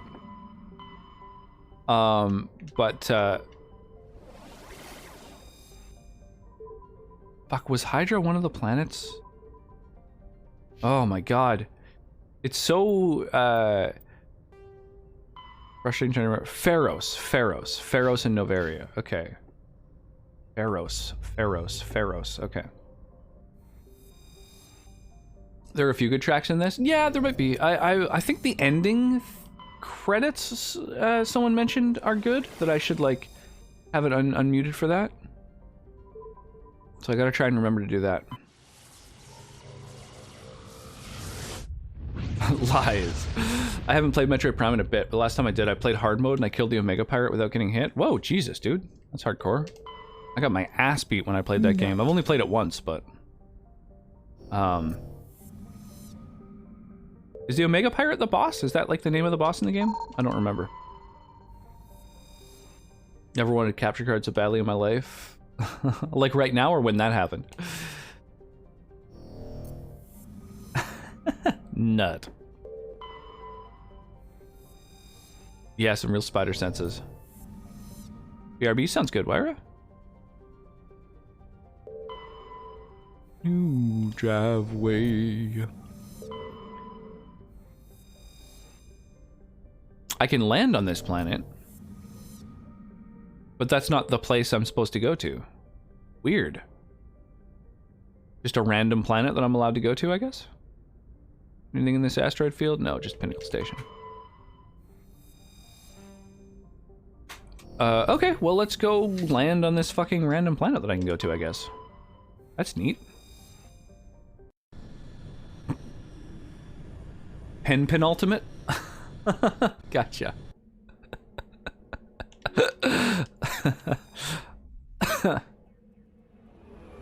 Then Meta Redley, and then Metroid Prime, right. Mega Pirate, Dark Samus, the Evolving Metroid. Dark Samus is 2 in there. Yeah, I was gonna say, I don't remember a Dark Samus.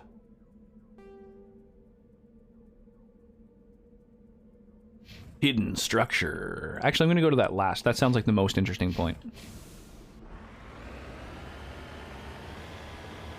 So this is modded original Mass Effect then? Didn't they lose Pinnacle Station in the remaster because EA Games? No, so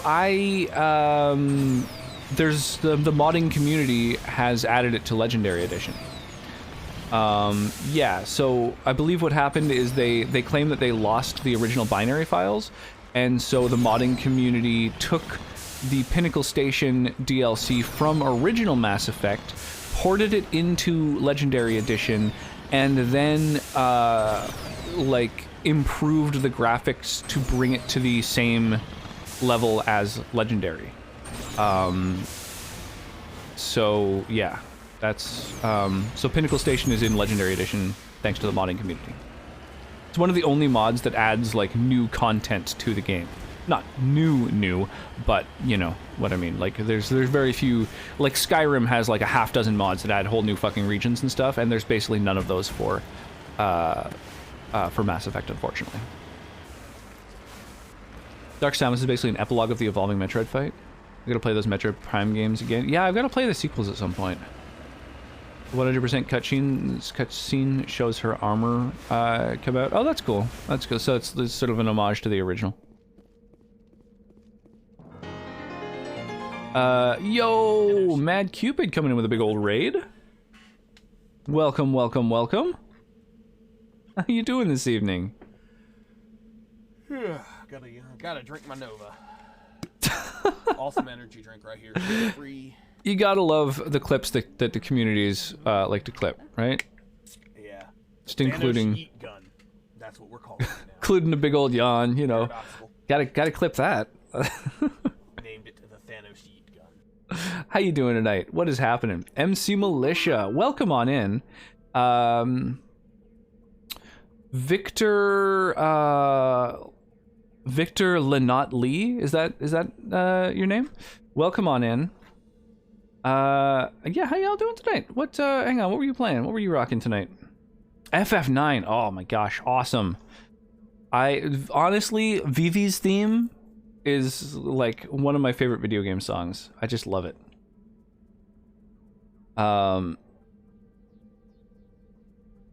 a GameCube digital out to HDMI thing, and I'm feeling the itch to play it again. Nice. So EA Games couldn't add it back, and modders did. Yeah, exactly. Yeah. So the Pinnacle Station, Pinnacle Point, whatever it's called, DLC is in Legendary Edition if you go download the mod. Some great Mako control. Was it? What describes the programming ability in a nutshell, pretty much. Yeah, welcome in. Yes, awesome. Yeah, at first I was like, Lenot. No, Lennet? No. Lenot Lee. Gotcha. Yeah, what's shaking? I don't have to love shit. The motion controls can be uncomfortable at first, but it gets pretty fun. Oh, never got to play Metroid Prime 3 because I went to the Wii and used motion controls. Gotcha. Yeah. Does the new Metroid, shit, what's the name of it? Not Prime. I was gonna say Prime like it was a revelation. We were just talking about Metroid Prime. Does the new Metroid game use motion controls though? Well, also my cat Charlie was there on the cat count. Yeah, I saw that. That looked pretty cute. Hi, Captain Rock. Hey, welcome. I pity the fool. Welcome in, Dread. Awesome. Thank you, and welcome. How are you?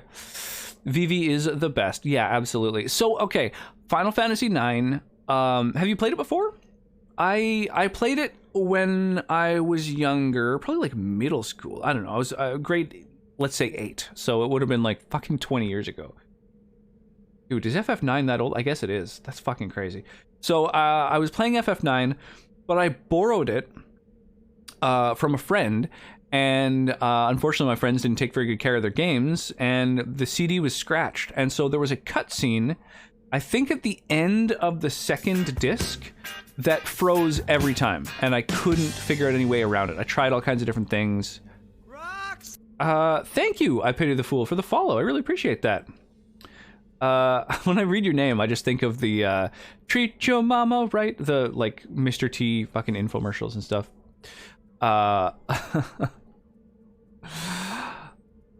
Metroid Prime 3 was amazing, by the way. Oh, okay, I'll have to keep that in mind.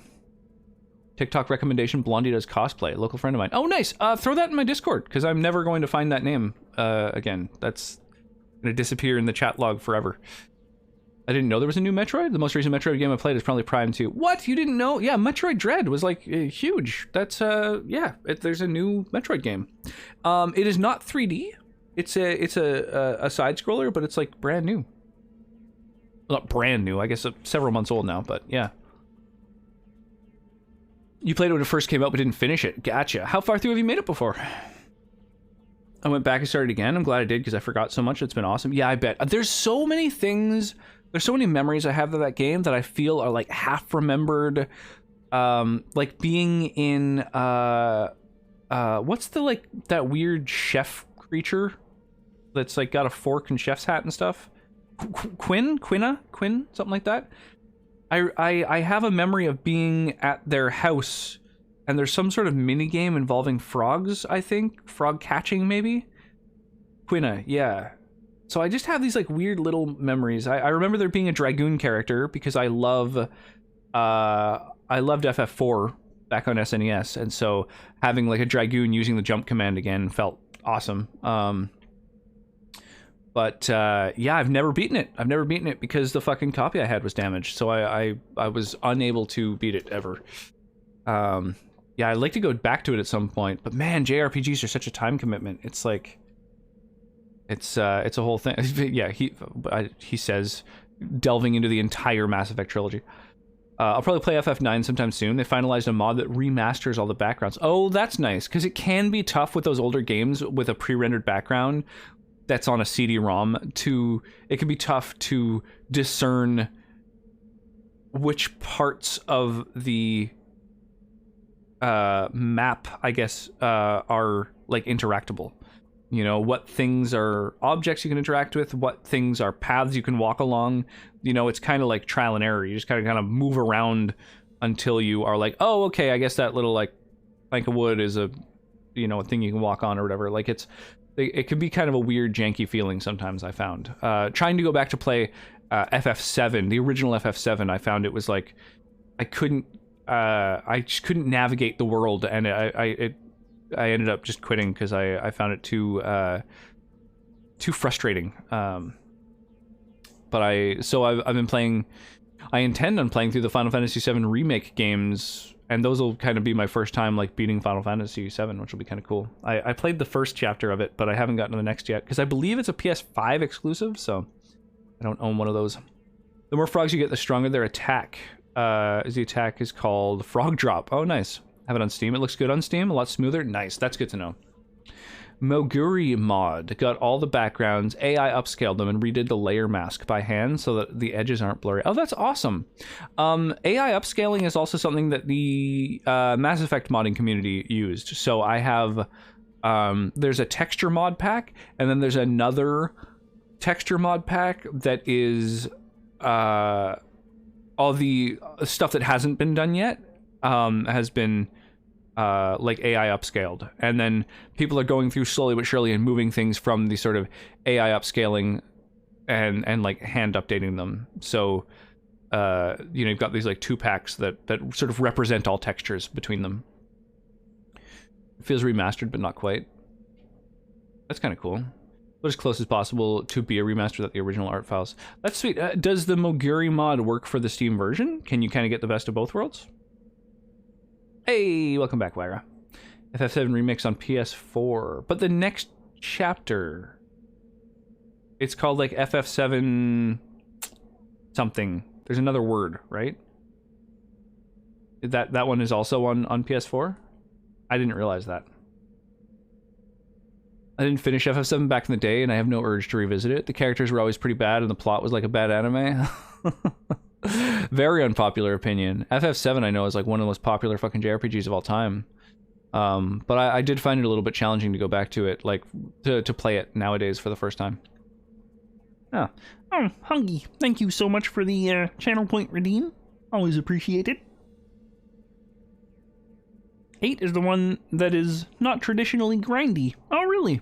Yeah, 8 I found was kind of a tough one to get into. You know, the world didn't really grab me, starting out in a school, and then kind of a slow start to the game. So I haven't gotten very far in Final Fantasy VIII before. The bosses and monsters scale to your level. Well, that's a very handy mechanic. There's a DLC that was PS5, but it's on Epic Game Store now. Oh, interesting. Wait. A DLC is on Epic. Does that mean that the remake itself is also on PC? Going to go back and give FF8 another shot. Yeah, that's probably worth doing. Moguri mod is Steam version only. Ah, that makes sense. It's not on emulator then. Drank like 30 ounces of water and then refilled my water. Damn, that's a lot of water. FF7 is my favorite game of all time. Yeah, I feel like that's the case for a lot of people. Like, that's not an unusual opinion. I know a bunch of people who are huge fans of FF7. Pretty much always felt that FF7 wasn't good. It overshadowed so much better contemporaries like Wild Arms. The remake itself is on PC now. That's fucking crazy. How did I not know that? That's just slipped under my radar. That's crazy. All right, I'll have to go and thank you. I'll have to go and check out the next chapter. Check Discord for a TikTok recommendation. In fact, you stay in character with Kermit voice. You gotta Kermit, right? Did I ever really enjoy FF8 despite Zell? So FF7 and FF8 I had a very, very hard time getting into. I didn't really dig them very much. But that was you know, 20 years ago. So, no, PS1 Wild Arms graphics just weren't as impressive by far. So I found that FF7, even at the time, I had a really hard time with the graphics. Like, they were... It was just one of those things where it was, like, hard to know what was interactable and what wasn't. It was like a static image that then you had a sprite that moved around on, and it wasn't really clear, like, what was a dynamic object and what wasn't. I don't want a TikTok. Probably why it got overshadowed. It was my first Final Fantasy, but the game that got me into JRPGs was Super Mario RPG. Fuck, I love Super Mario RPG. I love that game so much. I love the world, I love the music, I love the mechanics. Everything about Super Mario RPG, it is like one of my favorite games of all time. Rick FF, I don't see why people like it. Because they're big, long, epic games. You know, like a really well-established universe, and you know, they're epic, like in the true term, right? They're very long RPGs. Selfie annoyed me a lot in FF8. FF7 was in that horrible spot where the polygons still looked really bad, so Wild Arms looked much better with its minimal polygon use and heavy sprites. I found, yeah, the polygon thing of PS1 aged really, really, really poorly.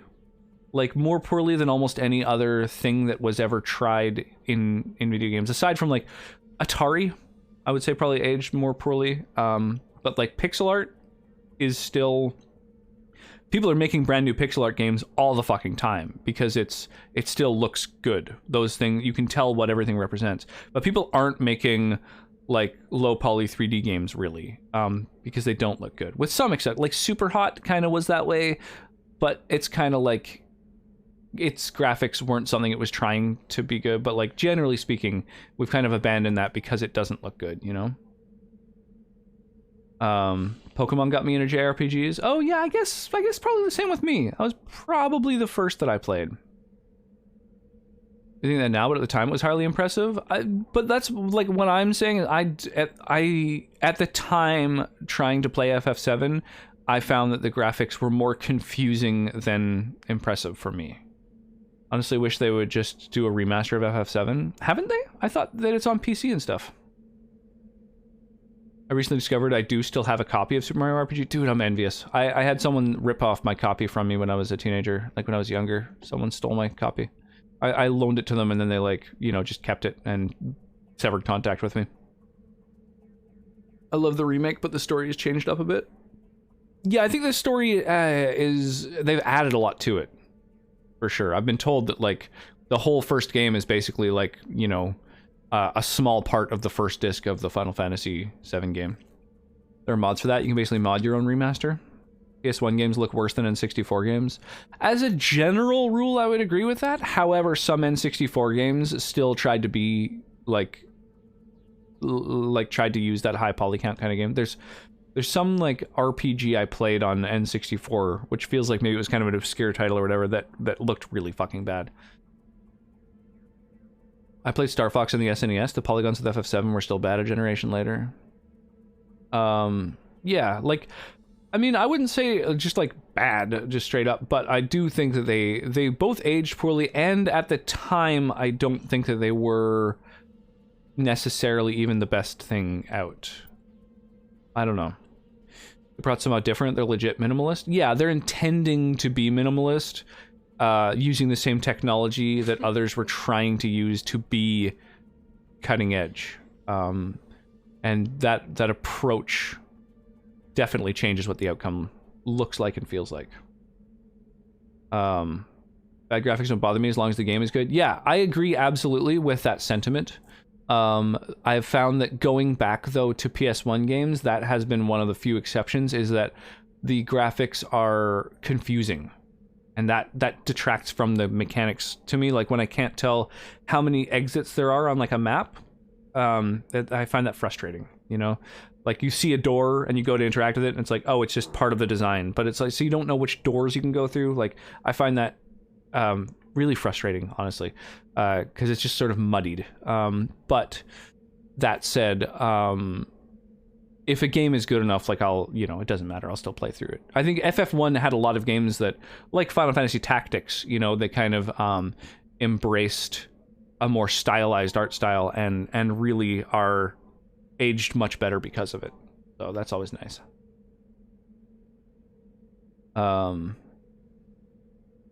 Watching a mod called New Character Models, where they're replacing literally all models in the game with ones that are one-to-one with the original concept art. That's cool. The PlayStation N64 era was a bad time for polygon games. It was, yeah. It was a dark time. Even PS2 didn't always nail it. The PC version isn't a remaster. Well, but they've, like, changed the aesthetic at least somewhat, haven't they? Or is it literally just a one-to-one port with nothing altered? I know with, like, Final Fantasy VI they changed a lot visually. But I don't know for FF7. Only did low poly when processors are basically trash. Super Mario RPG is on the SNES Classic console. Oh, sick. I had a best friend that straight up stole stuff from me. Oof, that sucks. PC FF7 support rather than a remaster, and an old one of that, but mods fixed literally everything about it, including making it work well on modern systems. That's sick. I'll have to keep that in mind. Maybe that's the thing that I'll tackle at some point. If I went missing, probably that dude. One hell of a best friend. Yeah, that sucks, man. That sucks. I knew people like that for sure. Compulsive liars or kleptomaniacs. It was tough. A tough time when they're just kind of your friends. I only remember DK Friend 64. I remember with Donkey Kong, I believe there was something like the view like up and down was inverted, and I couldn't play it. I couldn't get, like, I was unable to control the first person perspective, and I found it too frustrating and didn't really play it. I'd like to go back to it at some point because I've heard really good things about it. I still love the game Pitfall on Atari 2600. Yeah, I still, there's tons of Atari games that I think are great, right? Like Pac-Man and Frogger and shit like that are still, like, those games are fucking amazing, incredibly influential. Yeah, there's a lot of older games that I think are still fucking great. By the time FF7 still looked bad, they should have gone with sprites. Even then the plot was not good. I don't know. I don't know the plot. I can't speak to that. But I feel like most people love the plot. So saying the plot was not good, super subjective, because I think that most people really liked the plot. Pretty hot take. I'm pretty sure the main draw for people at the time was that it was 3D. I think what was impressive about FF7 was the amount of content, especially FMVs you could fit on a CD. That's kind of lost to people who didn't grow up with an SNES.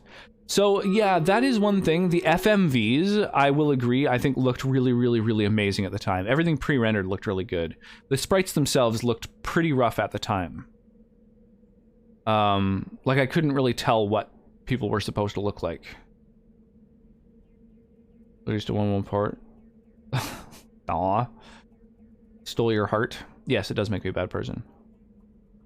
The PC port had some cleanup to the 3D sprites to make them look more visible on PCs, but it's not a remaster in any way. Gotcha. Here, let's fire off our Stream Raiders battle while we're kind of just chatting. The Steam version on FF7 added mouths to the characters. Oh, that's weird. Is that like a good improvement, or is that kind of like something that was unnecessary? Eidos did the port back in the 90s. Jesus. I have an Atari 2600 boxed up somewhere. Nice. Evil butt greater than angry butt. I have a gorgeous Atari 5200 boxed up somewhere. I need to eBay it. Totally. The mouths make the characters look like blow up dolls. What an image. Okay, that's good to know. That's fucking ridiculous. Alright, let's fire off these rewards, and then... Oh, I should have collected that earlier, I think.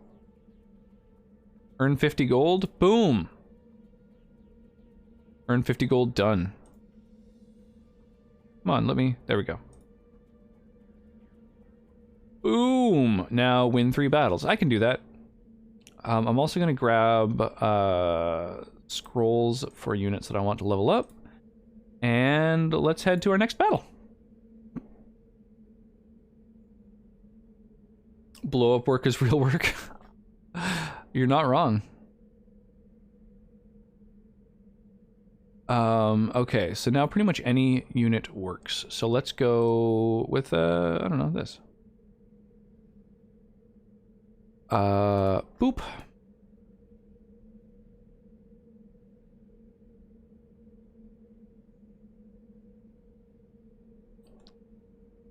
Yeah, you ever try to blow up like a fucking air mattress or something? Ridiculous.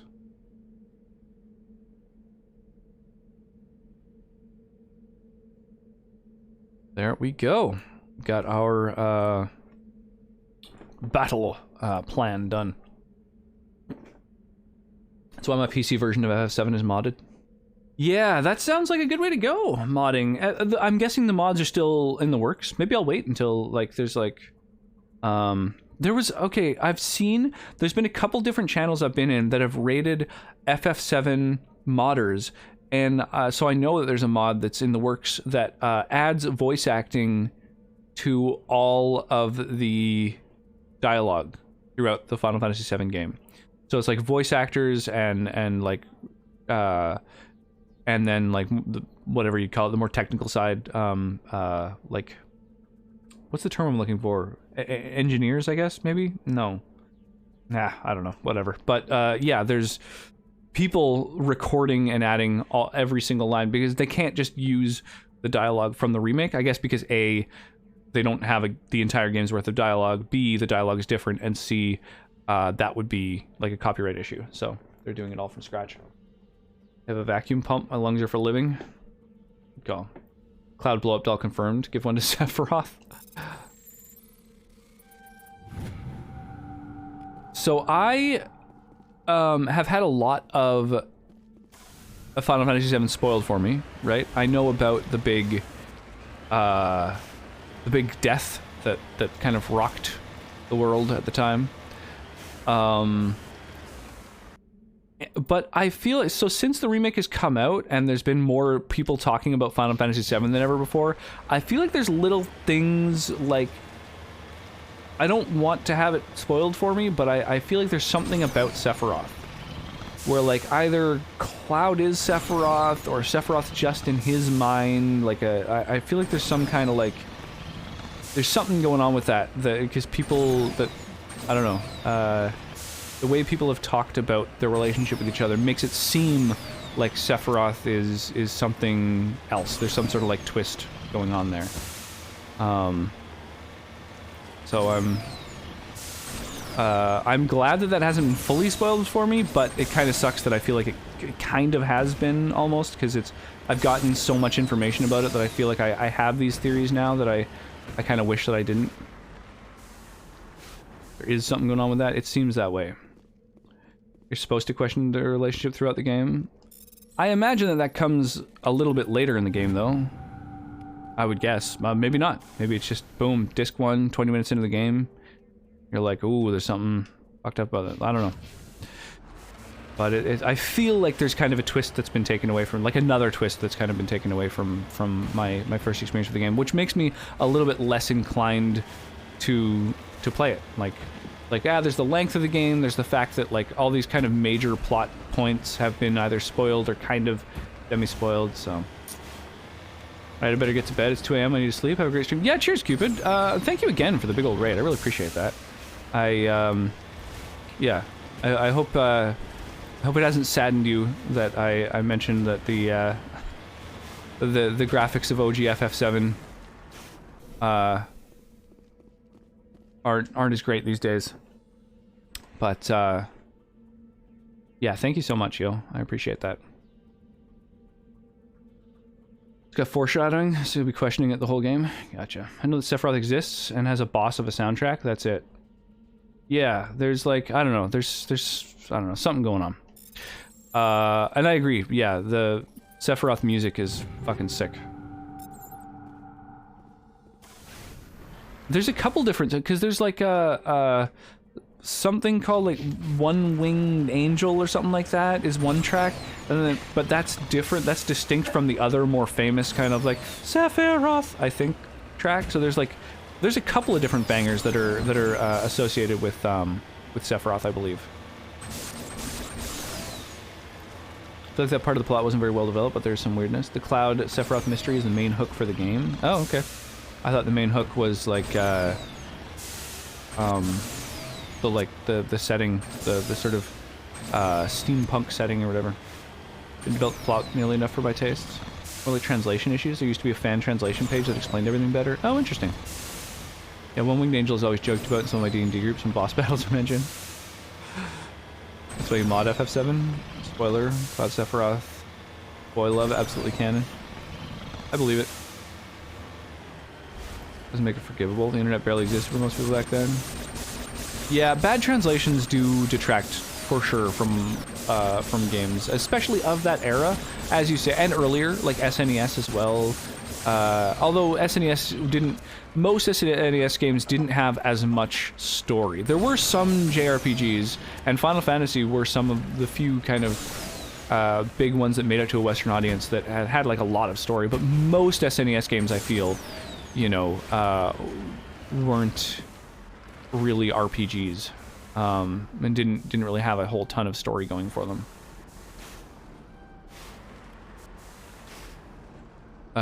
So the translation issues weren't as, you know, frustrating.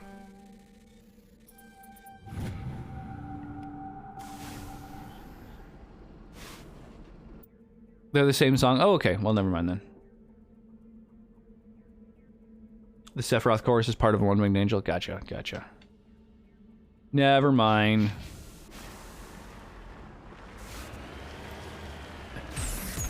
No, that is One Winged Angel that has the opera hook? Gotcha, yeah. Sephiroth is barely a thing in the original promotional materials. The idea that there was a mystery discovery is kind of rose-tinted. Yeah, I didn't know that Sephiroth existed until I had a bunch of friends who were all playing FF7 while I was in middle school. I distinctly remember they were all playing it at the same time and, like, all hanging out and talking about it while I was there, and so I was learning all the things. Like, that's how I learned about the big, you know, the character death, is that everyone was, like, fucked up by it at the same time. But I do feel like Sephiroth wasn't really, like that was all sort of shrouded in mystery, and he wasn't really known or mentioned when the game first kind of released. Sephiroth was in the trailer that was airing on TV all the time? There was a TV trailer? Gotta love horrific translations and otherwise good games. Wild Arms 2. Sephiroth posters were all over game stores. I missed that for sure. I definitely didn't see... most ads for games were more like kind of wacky youth TV kind of stuff. I don't think I ever saw like a true like trailer for a game on television when I was growing up. Not that I can think of, at least.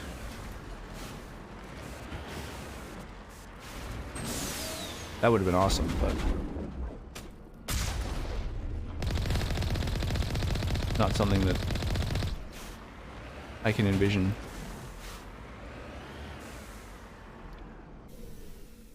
Jesus, just sending these guys to a fiery death. Dude just fucking laying there burning. Wait, the Breath of Fire games also had horrible translations? Oh yeah, I remember Breath of Fire being weird with its dialogue. This place.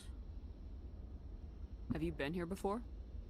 No, but I was planning to come here before you and I met. That's fucking cool. This place. There's extra dialogue by having him with me? Scum named Ton Actus. It's a long story, but he's got something that belongs to me. What is it? Family armor. It's Whoa. been with us for over 5 generations. Turian military took it from my father's father. Never got into Breath of Fire. I played through a bunch of Breath of Fire 1 and 2, and 3, actually. I think 3 had the dude who rolled into a little ball, and like, you moved around the map with that. A bunch of characters had like sort of map abilities. Those games were very fucking challenging, like to know what to do next. I feel like they lacked direction, and that was where a lot of the challenge came from. Like the fights weren't necessarily that challenging, it was more just the like kind of endless wandering. I only ever played Breath of Fire 4. I'd love a port of that. What was Breath of Fire 4 on? Was that also SNES, or was that on a later console? And to change rooms? Sure. The art of Breath of Fire 4 looks amazing. Literally bought a Vita just for that game. Was that a handheld thing? Breath of Fire? No clue what that is. Oh, you're not familiar with Breath of Fire? Yeah, they were a JRPG that was on SNES. The art on the games is quite distinct, and the gameplay, it was like Final Fantasy, except with a story that was not memorable. It was PS1. Series of Capcom JRPGs with the gimmicks that the main character can transform into a bunch of different dragons for different attacks. Was that a thing? I literally don't remember that. I just remember moving around the overworld. You could like choose which of your characters led you around the overworld, and some of them had abilities that interact differently with the environment, like kind of like a Metroidvania, where like you get certain party members and then you're able to like traverse this thing. Like one of them can swim, so you can like go through water and shit like that. That's all I really remember. But again, these are all like foggy childhood memories, basically. So originally PS1 and later ported to PS Vita. Interesting. Huh. Yeah, I don't think I knew that game existed. We'll get it back. Now let's move. Right behind you. Fuck yeah, that's cool. So I wouldn't have gotten this quest if it weren't for having Rex in my party, I guess? Or maybe he would have told me about it or something? Cool. Alright. Get that mouse.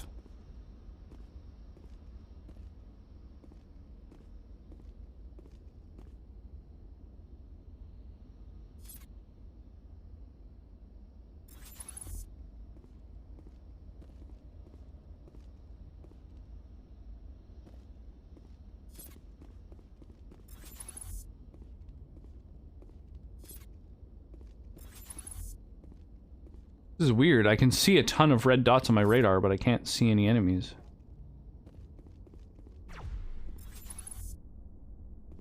Lost shields. Holy shit, what hit me? Did you hit me? I'm gonna make you pay for that. As far as I know, yes, though I'm not familiar with the earlier Breath of Fire games. Like I've played almost no JRPGs. Yeah, they're like, they're good games. I don't know. I would recommend them.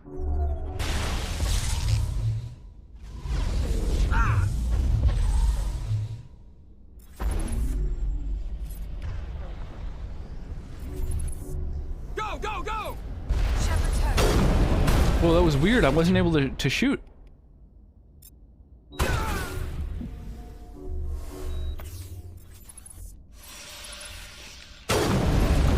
Fuck off, dude! You're too close. Don't stand so close to me. Oh my god, Liara. Don't stand right in front of me. Really? Yeah, Legend of Dragoon is one that a lot of folks like too. That's one of Sonnet's favorite games.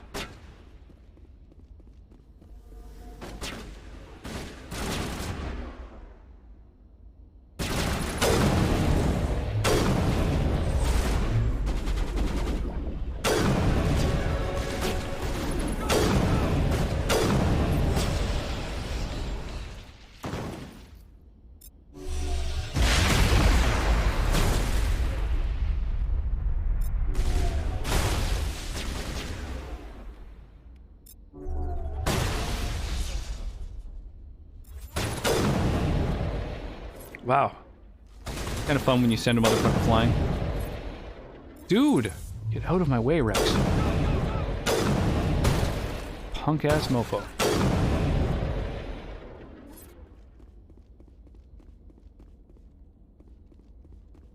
Perimeter secured. So my brother hasn't taken it and hawked it. I have a functioning copy. Nice. That's interesting. Which JRPGs have you played that you can like think of, Hungy? Out of curiosity, I'm wondering what your JRPG experience is. I feel like there's a lot of like absolute classics.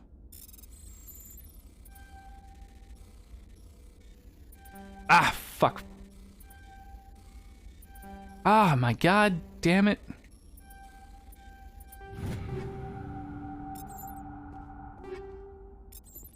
Tough. A little mini game sometimes. All right. It's up above me. Lagoon, Star Ocean. I'm not familiar with Lagoon. Star Ocean's great. Which Star Ocean? Star Ocean 2 was the one that I played like a bunch of. I played like a tiny bit of the first Star Ocean. It didn't really grab me for some reason. And Star Ocean, I think 3 or 4 or something like that I played. But it also wasn't as interesting for me for whatever reason.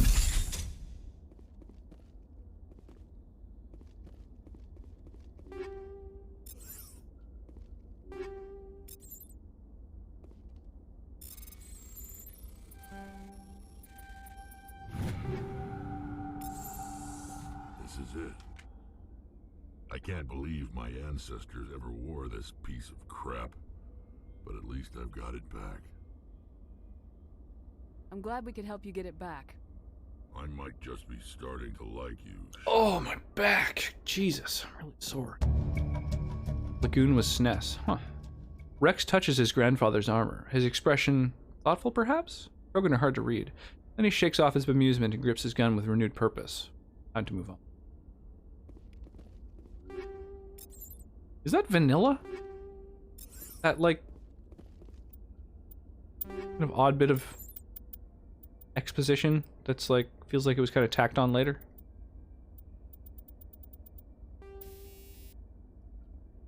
Hey, better cryo rounds. Let's do it. Do I have a better heat sink yet? No. Yeah, it is. Interesting.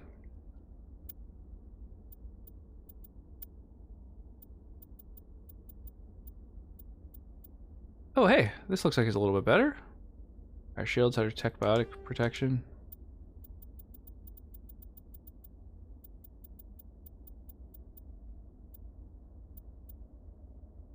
And this has lower shields. No.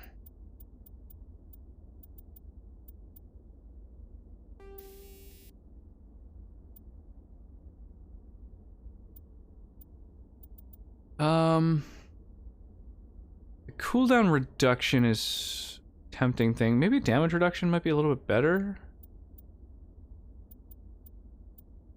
I don't know.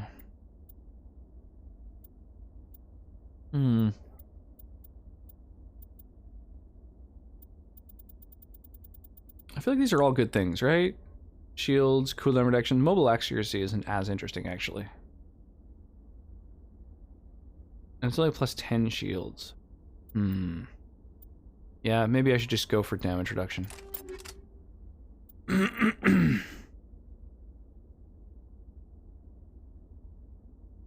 you don't have the budget for an actual cutscene. Just indicating you did his quest. Got my Star Ocean PS1 disc around here somewhere. Nice.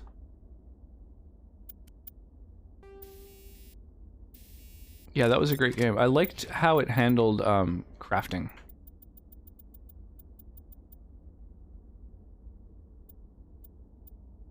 Huh. Alright. Better assault rifle, let's equip it.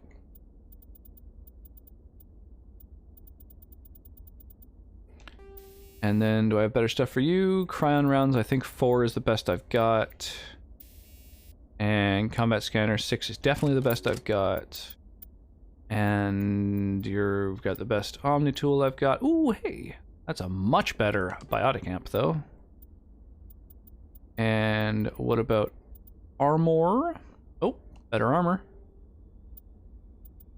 Partisan 5.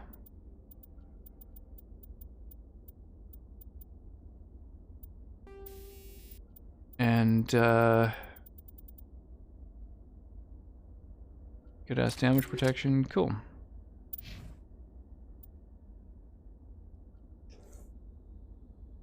Is that the Lost Hope or something? Aside from Breath of Fire 4, LOD, Legend of Dragoon, Super Mario World, and Link to the Past, me and my brother spent a lot of time playing the Twisted Metal series. This was a co-op. We'd argue over taking turns. So we got the GB Game Boy Colors. That's cool. Yeah, I remember Twisted Metal being a thing. Whoa, Jesus, look at the fucking damage on that shotgun. Much lower accuracy, though. I don't know if accuracy is relevant for, like, NPCs. Like, does that actually determine their, like, truly their actual accuracy? Heatsink. Mortal Kombat, sisters played a lot of it. Oh, the Mortal Kombat games, some of the Mortal Kombat games I thought were really good, and others, eh.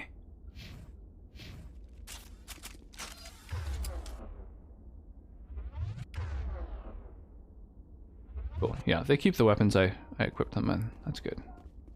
Or I equipped them with, I mean to say.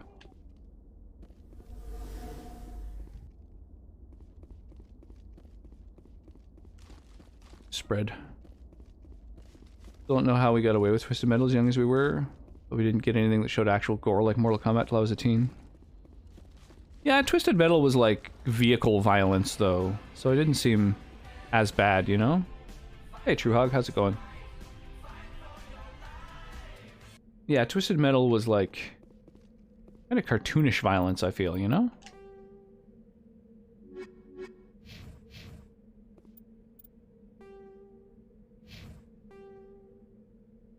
Why is this still showing as a point of interest? Is there something I missed here?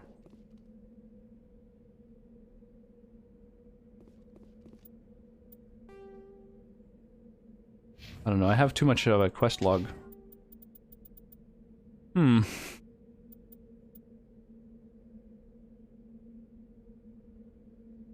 Damage and duration of everything. I think that's the thing to level up next.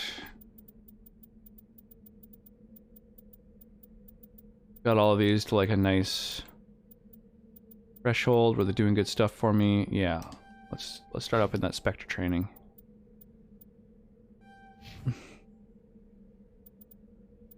And what about this big motherfucker? There we go. Let's do that.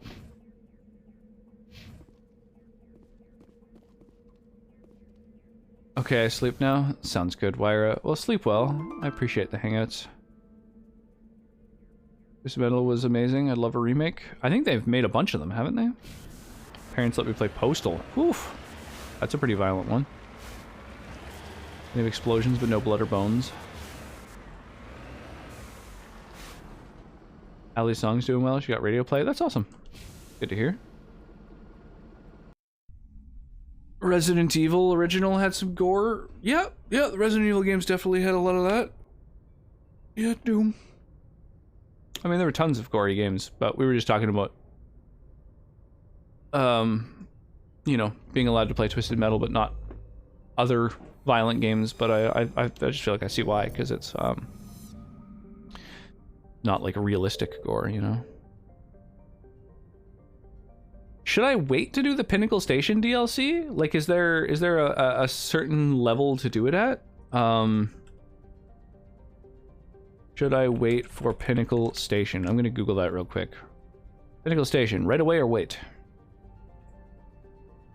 It's a lot easier if you have better gear. It only shows up at a higher level. Okay. So, like, it might be hard. That's fine. Let's try it.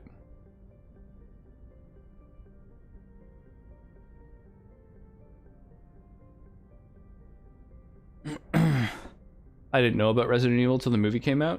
Really? Really? You'd never heard of Resident Evil? I feel like that was a big franchise.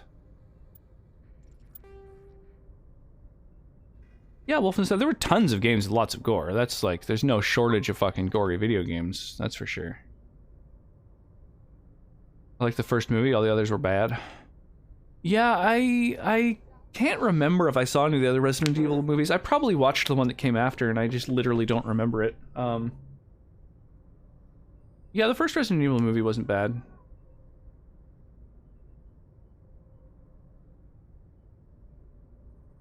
I believe my dad had Doom when it came out, but obviously I couldn't play it because I was like 3. Fair enough. Same with Silent Hill. I didn't know about till the movie. That's wild. Wow. Yeah, Silent Hill and Resident Evil were like the horror franchises. Like as far as video game horror games go, those are like probably the biggest, most famous, most influential ones. Sadly seen all of them.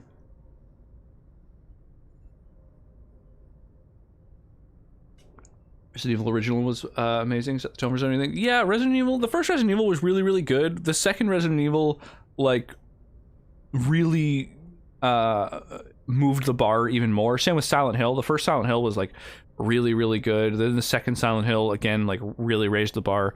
Like, just sequels that really, really outshone the originals.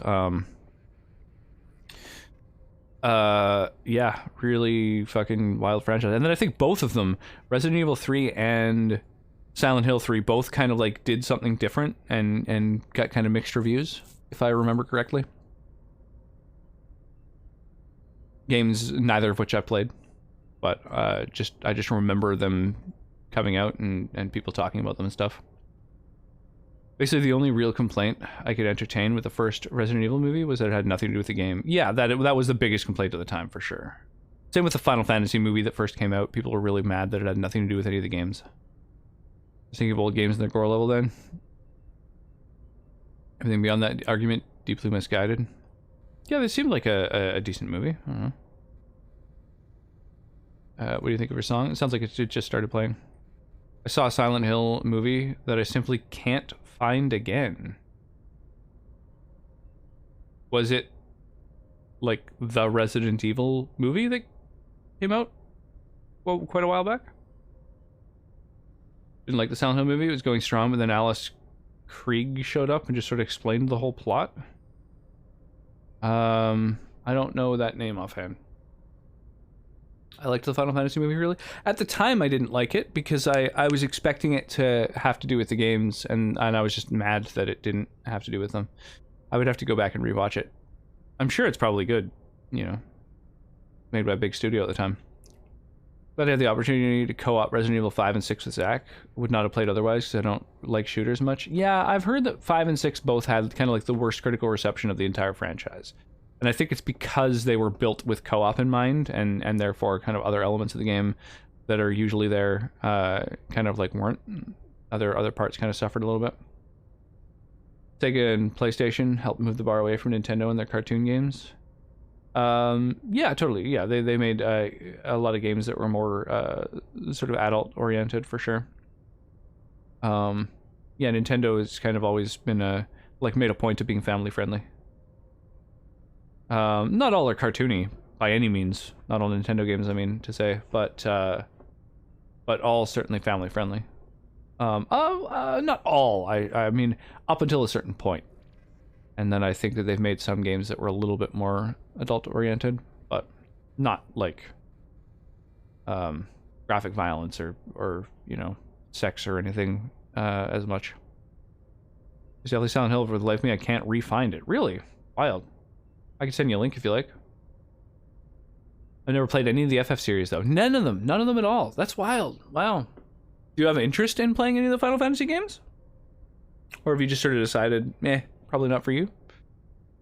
Because if you're interested, you know, I certainly have my recommendations. I think it was maybe a prequel.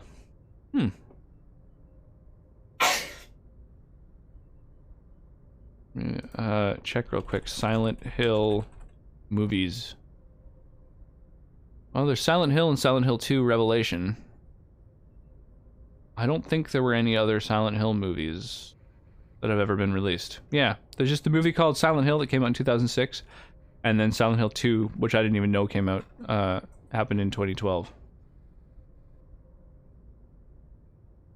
Maybe you saw the second one?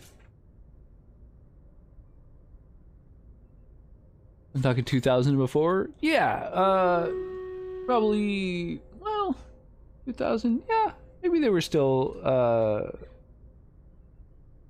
like, Majora's Mask was a very dark game in terms of, like, tone and stuff. And that came out, When? Oh, 2000. Yeah. I don't know. Yeah, I can't think of any offhand that are kind of like violent or whatever, or most of them don't have like blood, even though they might have shooting and stuff like that. I don't know. Yay or nay on the song? Yeah, sounds good. I don't know. I haven't really been paying very close attention to it, honestly.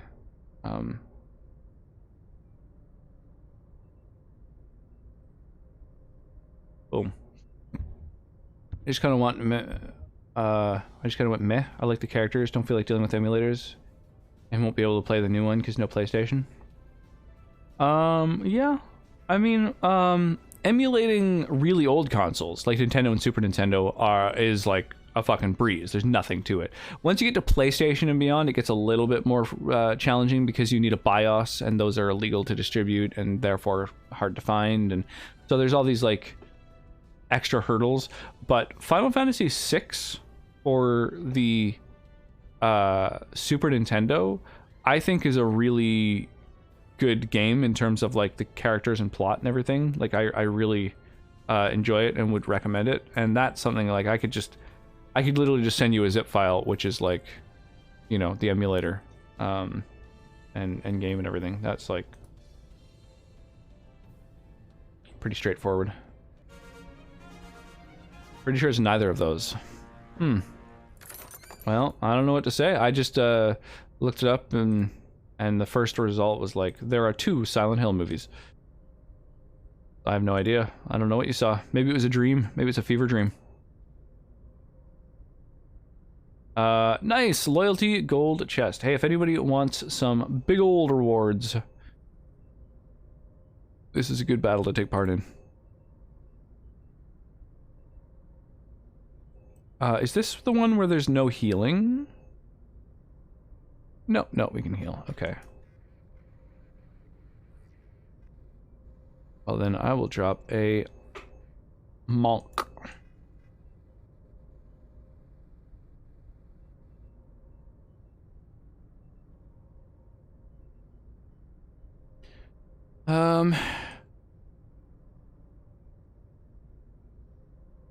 There's that, and these. There we go.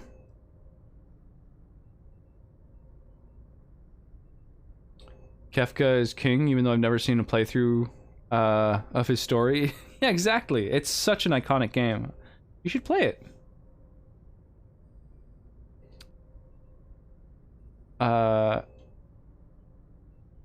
Has embedding disabled and can't be played on stream. Weird. Dare to be stupid. Best Transformers song ever? How is it related to Transformers? Nintendo was great, but once Sega launched, I was mostly a Sega guy. Then, of course, PlayStation. Yeah, I mean, I think that the Super Nintendo had vastly superior games to the Sega, unfortunately. I had both. And it's good Sega games were few and far between, unfortunately. Whereas Nintendo first-party games are still, like, a lot of them are still spectacular. Can you remember a specific scene, though? There's a few things I can remember, but simply don't exist. Frick this reality, I want to go back to where Rocky Road had fudge bits in it. Kind of started pissing me off with the GameCube and the Game Boy Color. Yeah, that's fair. I feel like those were kind of divisive things to a certain degree.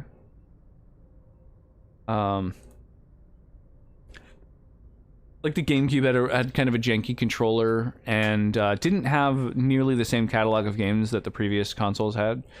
And yeah, handheld consoles are, I think, always pretty subpar.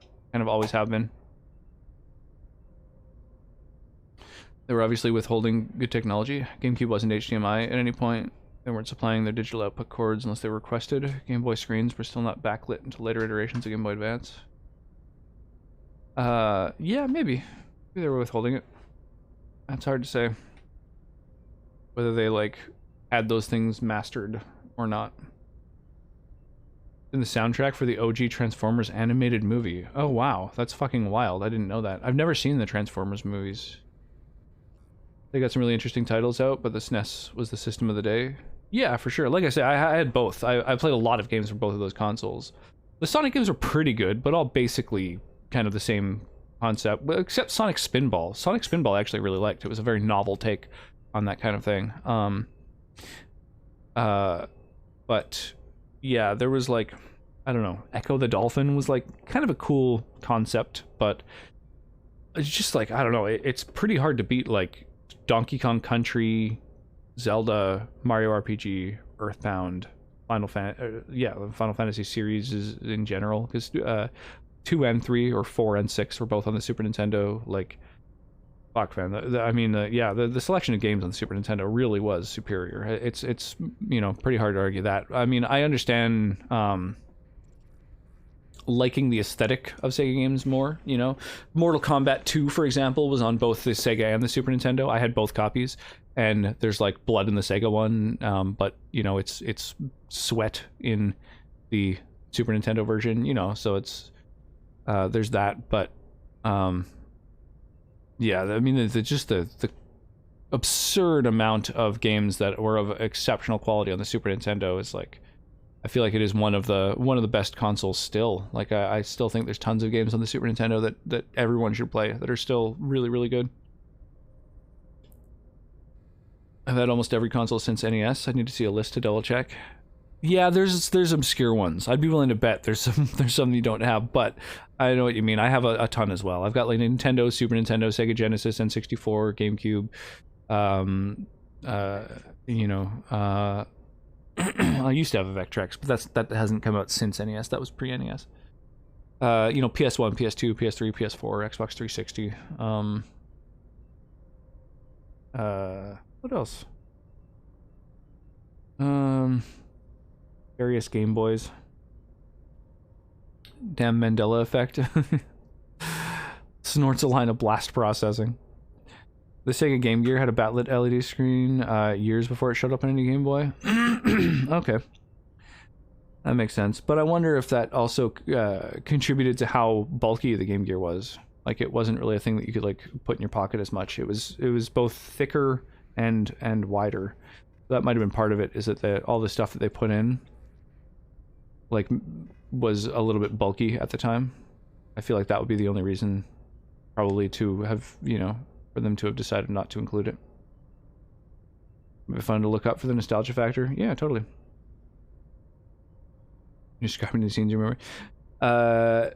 Donkey Kong Country 2, Fight Me, it's better. So I would say that the vast majority of gamers in general, of people who play games, would say that Donkey Kong Country 2 is the best of the entire trilogy. Like, that is I think the most commonly held opinion.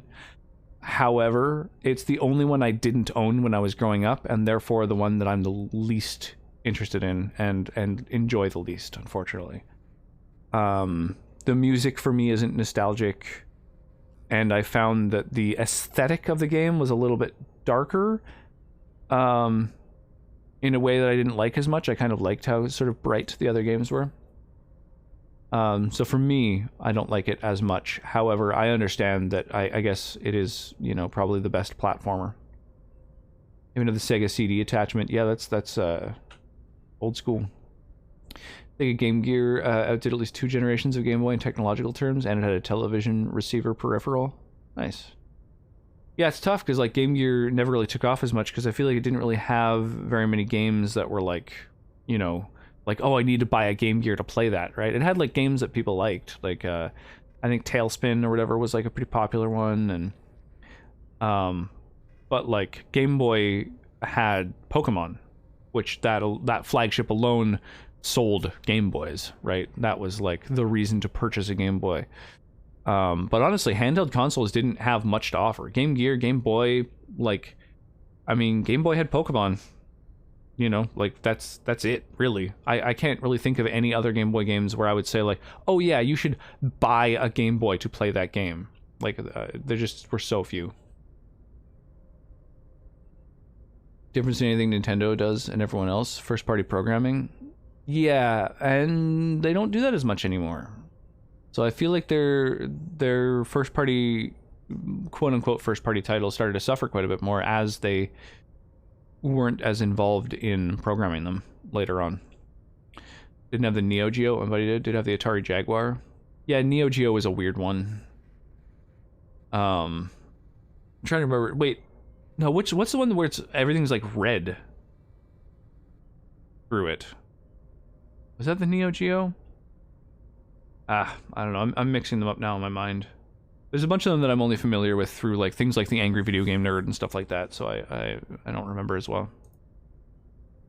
But yeah, 3D. There was like like a pair of goggles that you wore that apparently were like too heavy and would hurt your nose, and like everything was red, and it was just like everything about it was fucking brutal. At least, you know, as far as the Angry Video Game Nerd is concerned, and he, you know, sort of angry about everything anyway.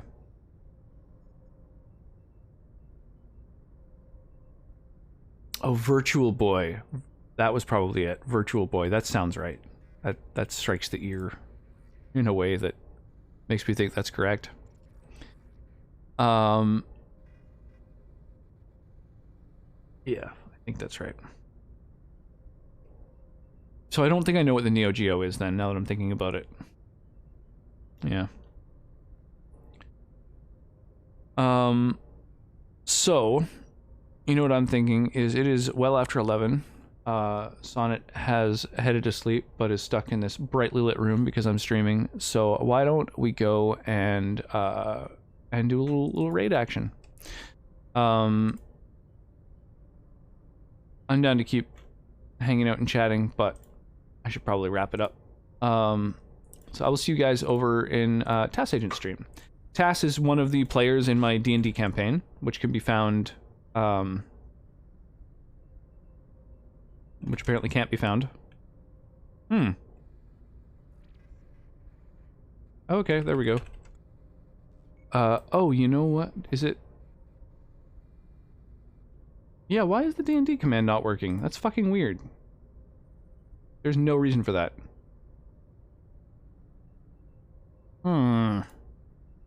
That's not a good sign.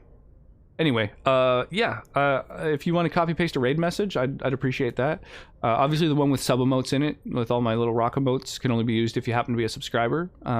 If you're not subbed, then you can use global emotes, or, you know, emotes from your own channel, or channels of your, you know, your friends, your family, you know, use whatever you like. And, yeah, we'll go say hi to Tass. Yeah, he's, playing in my D&D campaign, which I've been having tons of fun with. Aha, there it is. That's what I figured what was going on. Yeah. If you are interested in the D&D campaign, that is the URL to see our previous episodes and the socials of the players and whatnot. I'm really happy about the fact that I've got a website. Let me know as well if you got any criticism or feedback on my website. I would appreciate that too. And yeah, I'll see you over in Tass's stream. Sleep well and stay hydrated. Thank you all for hanging out. I had a lot of fun tonight. I'll see you next time.